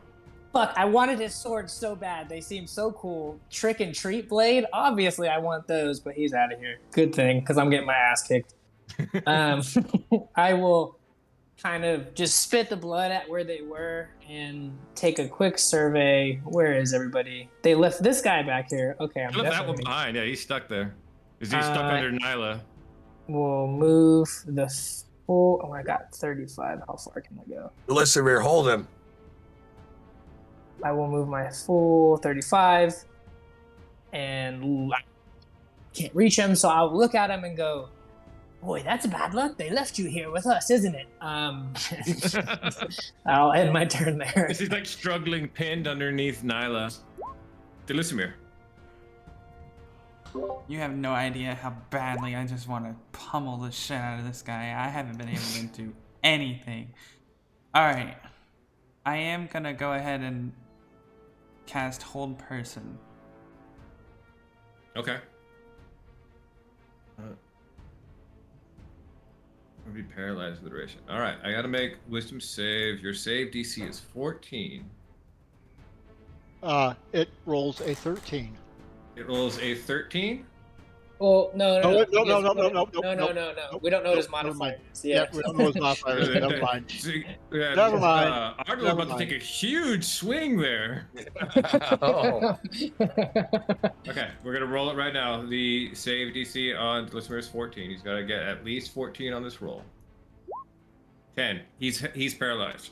Good job. Nice. Combat ends. Yes. Delismir walks up to the mage and smacks him in the face. He goes unconscious. All right. He had 1 hit point. Are we Time gonna up. ask him questions? Yeah, please let's ask him questions, and then I would really like to eat this guy. Fauna's gonna run over to you guys and just go, what the hell happened?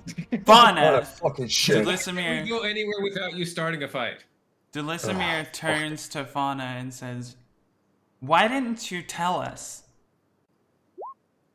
Rask is gonna cast Goodberry and just go. He'll literally just give Lazarus an entire. Well, Lazarus is gonna eat. Never mind. I'm gonna eat. Yeah. You're gonna eat.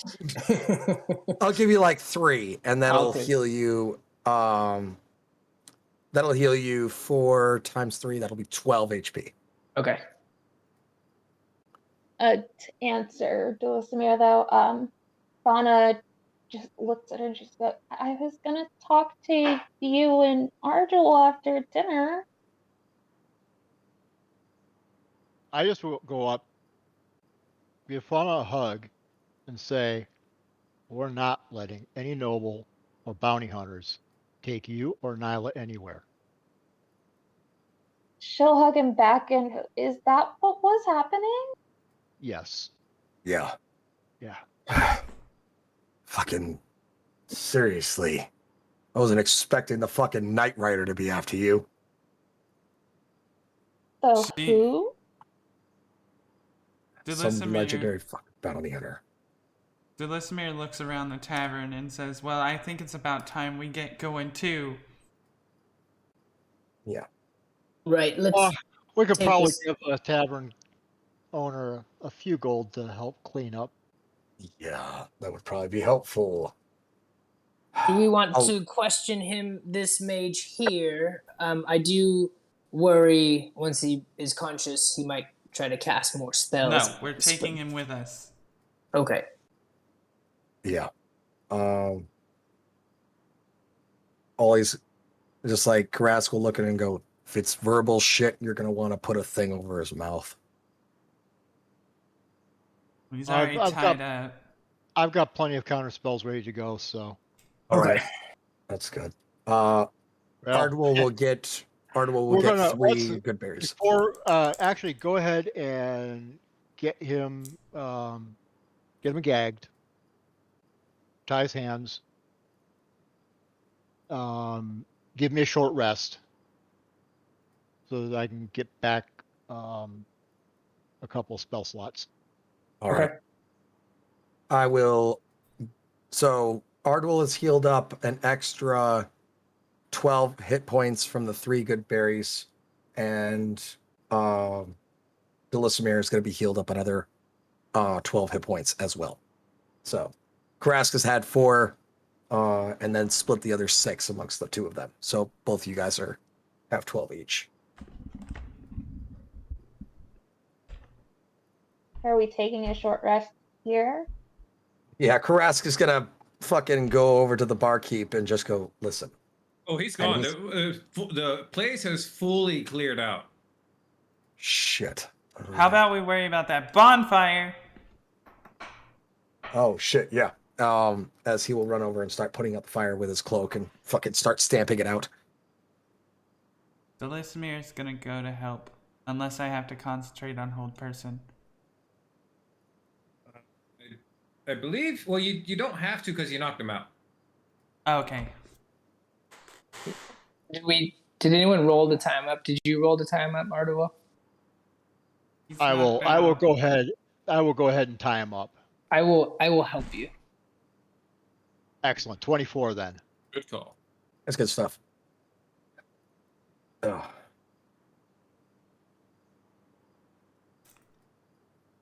Bono wants to talk to the group whenever they are done with taking up the fire and all that. Speaking of the Ugh. fire, did we manage to save the majority of the tavern? Yeah, most of the time it's fine. The fireball didn't leave raging. It's more like just a flash explosion kind of thing. Okay. It did quite a bit of damage. There's a huge blast mark on the floor, and like that, there's probably 2 tables that were just completely destroyed by it that were smoldering still. But Karask will take out 10 gold, put it in a small pouch, and then leave it underneath, writing a small letter that says, "Sorry for the mess. We apologize for the altercation. Here is compensation for our mess." And head back. Delismir says aloud, I wonder if there's guards coming. Possibly, but let's get this done, and then afterwards we're good to go. So this we're going to need your expertise in talking. But leave him for me to finish off, because I might be able to glean something from his memories, like I did with the barbarians last time. That might be helpful for us in case he tries to pull any tricks on us. Well, then you Yeah. get behind him. Okay. Delismir tries to wake him up. you wake him up. So tell me, what's your name? Alicoria dash Batarius. Ardwell, you know he's starting to cast. Counterspell. He's gagged. If he's gagged, how's he going to answer you? Yeah, we have to ungag him. So ask him. Mm.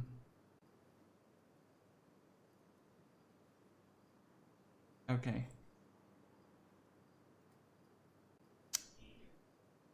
Right. Cool. Ardwell, you counterspell. You know he was trying to cast a fireball localized on himself. Oh, Nice. that's interesting. Trying to cast a fireball right where you're standing or sitting. Rest. Interesting. I want to go ahead and cast comply. Or not comply, command, and tell him to comply. Go for it. If I remember correctly, on command, you do know that command's only going to last like 6 seconds. No, I did not.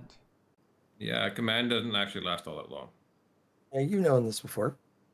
You cast it like every single you know time. what? You know what? I will. You mentioned it. What about a suggestion? That lasts a bit longer. That lasts like 8 hours, doesn't it?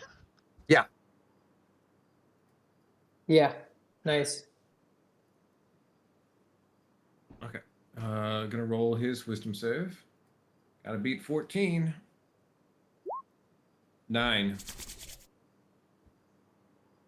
Well, looks like we have a friend now. So tell me, what's your name?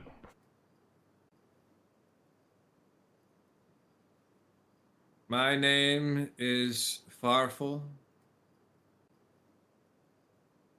Farfel? Farfel. And tell me, Farfel, how long have you been working with Mr. Reynolds? I've been working for Mr. Reynolds for 3 years. 3 years. And in that time, has he ever left you behind to clean up his mess? If you fall behind, you get left behind. Now, is that really a way that friends treat each other? We're not friends, it's business. Business. So then, why, after he's left, would you continue to try and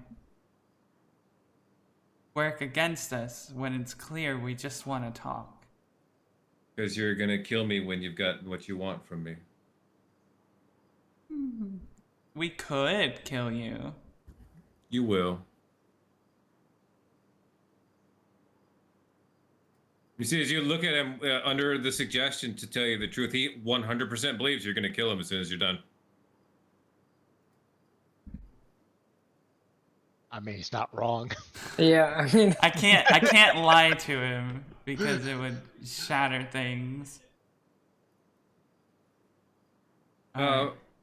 Ardwell, Lazarus, and Delismace, you guys are the ones that are, I assume, are watching this most closely. Go ahead and roll me insight checks.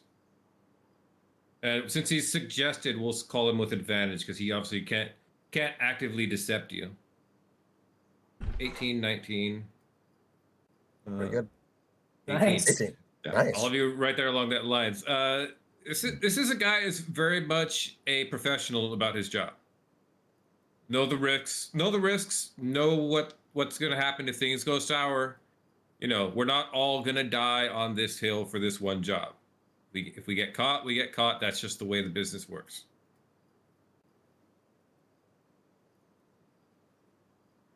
I'm gonna whisper to Delismere because my understanding is the suggestion you're leading it. You've got such good persuasion. Maybe ask him how he found us. How did they pick up our trail? That is a good question. How did you find us? Not very many reports of an elf with an owl bear for a pet. Been tracking you ever since Bryn Shander. Donna Tell just me, shouts how- out, she's not a pet. Tell me, how does Bryn Shander fare?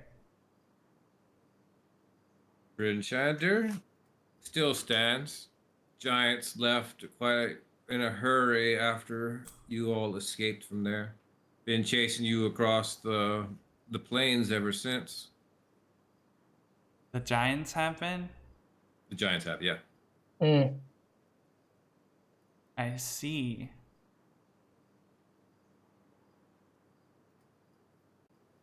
Delismere looks at Lazarus with like bloodlust. Not hunger, bloodlust. She wants to see this guy hurt. I will kind of nod, like you just say the word. Any other questions for our friend here? Was he hired by anybody? Obviously. Or is he a freelancer? He said Like, is this a he's- group sort of thing? Like, are they a group? Is that what we're trying to figure out? Are there Yeah, You're more? trying to like- figure out if someone specifically hired them to catch fauna, or if it's just a matter of we picked a bounty off the board. Oh, gotcha. Yeah. If he's part of like a bounty hunter outfit, we need to know who the fuck we're going against. Yeah. I asked him the question. Those picked the bounty off the board. Saw the jump in price for the owlbear. Thought we'd hop on it before anybody else did. Well, there we go. There's our answer. Yeah, I think the price just jumped another doubling. Yep.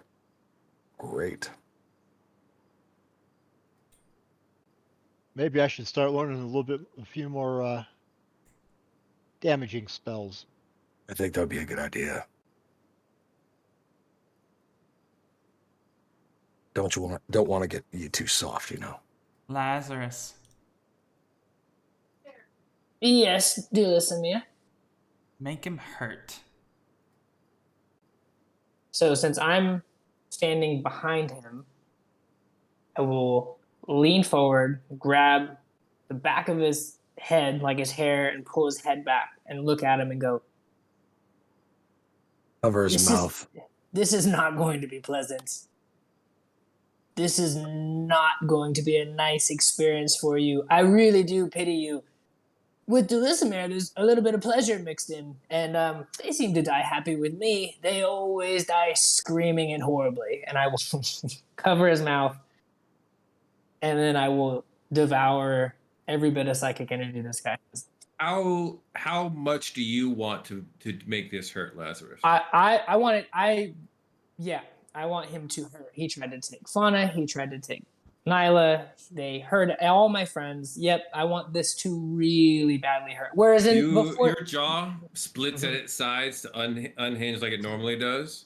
And normally you just kind of latch onto a skull and drain it that way.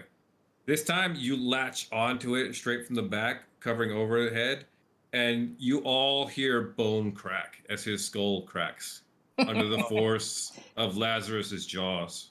Oh, it sounds like a bear crunching a trout skull. Ugh. Oh, that's a terrible sound. Oh, I can't even look. Delismere is straight facing pissed right now.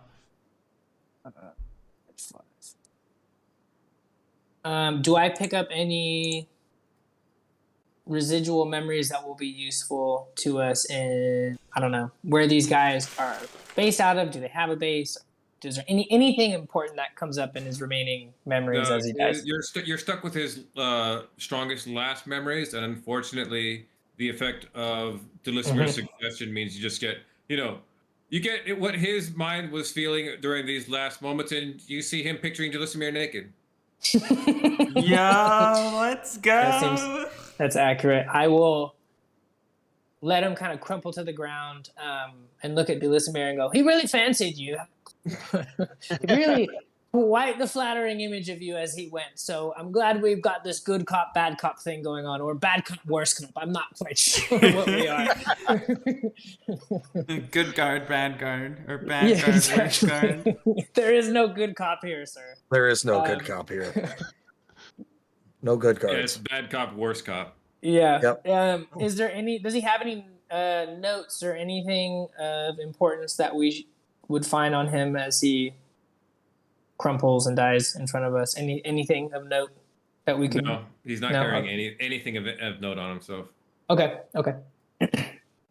From what you know, that's a deliberate thing walking into a fight. Yeah. This seems. He didn't want to very- give up the spell book to another magic user? What the heck? Oh, you're right. He wouldn't have been able to come here without a spellbook. It's true. It's absolutely right. So he had to have a spellbook on him. Good call out. Dimension door? I'll pick it up and. Fireball? Fireball? Artable, this looks like your type of thing. I can't make heads or tails of what's inside Cone this of book. silence? Ooh, that is nice. Yes, I will definitely be checking this out very closely. All right, let me come over here. So we're gonna grab his spell book, which has got a bunch of nifty little things in it, including a couple of extra things.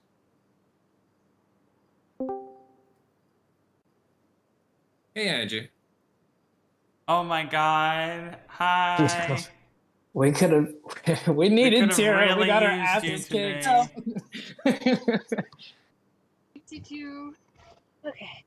How was the show? It was good. We're still We streaming, just got by lost the way. in a. What?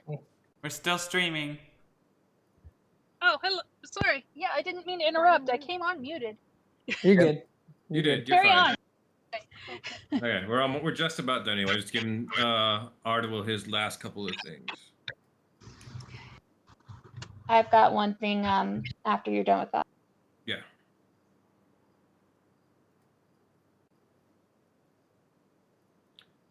I believe that's it. What extra should have been silence and dimension door. Yeah. Ardwell, you grab a hold of a spell book containing the following spells within it.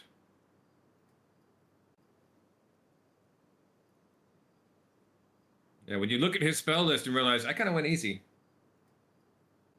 Jeez. Cool. Last minute things before we wrap for the night.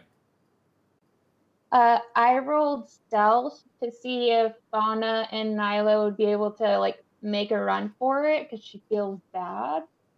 You're not gonna beat Karask and Ardwell's passes of 18 and 20. Yeah. Well, she would have tried though. Okay. And Ardwell will have immediately followed you as soon as he noticed that you were trying to sneak out. Yep. Same. Okay. Karask has his fucking nose on you all the time. Okay, I think that's a good spot to stop. We'll stop as the two of you, Karask and Ardwell, you look up and see Fauna and Nyla trying to book it out the front door.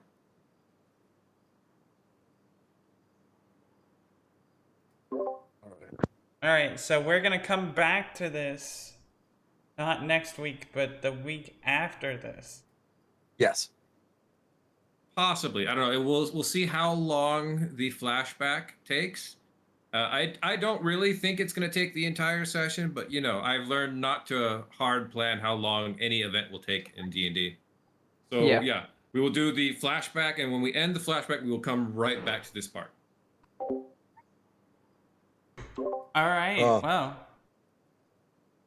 I think that's about it then, isn't it? I believe so.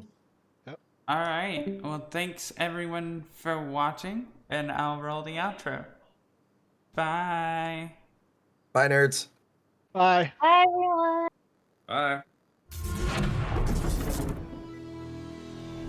Thank you for watching A Tale of Violent Efficiency, featuring Brian as Karask, the Bearfolk Druid, Ashley as Dulisimir, the fledgling succubus bard, Brandon as Ardul, the street urchin wizard, Angie as Tira, the half-orc barbarian, Jeff as Lazarus, the Dampier fighter, Rosie as Fauna, the elven beastheart druid, and her owlbear companion Nyla, and finally, Brad, our game master and storyteller. Tune in every Thursday at 9 p.m. Eastern and make sure you join the Discord to keep up to date with art, announcements, and shenanigans. Thanks for watching, and we'll see you next week.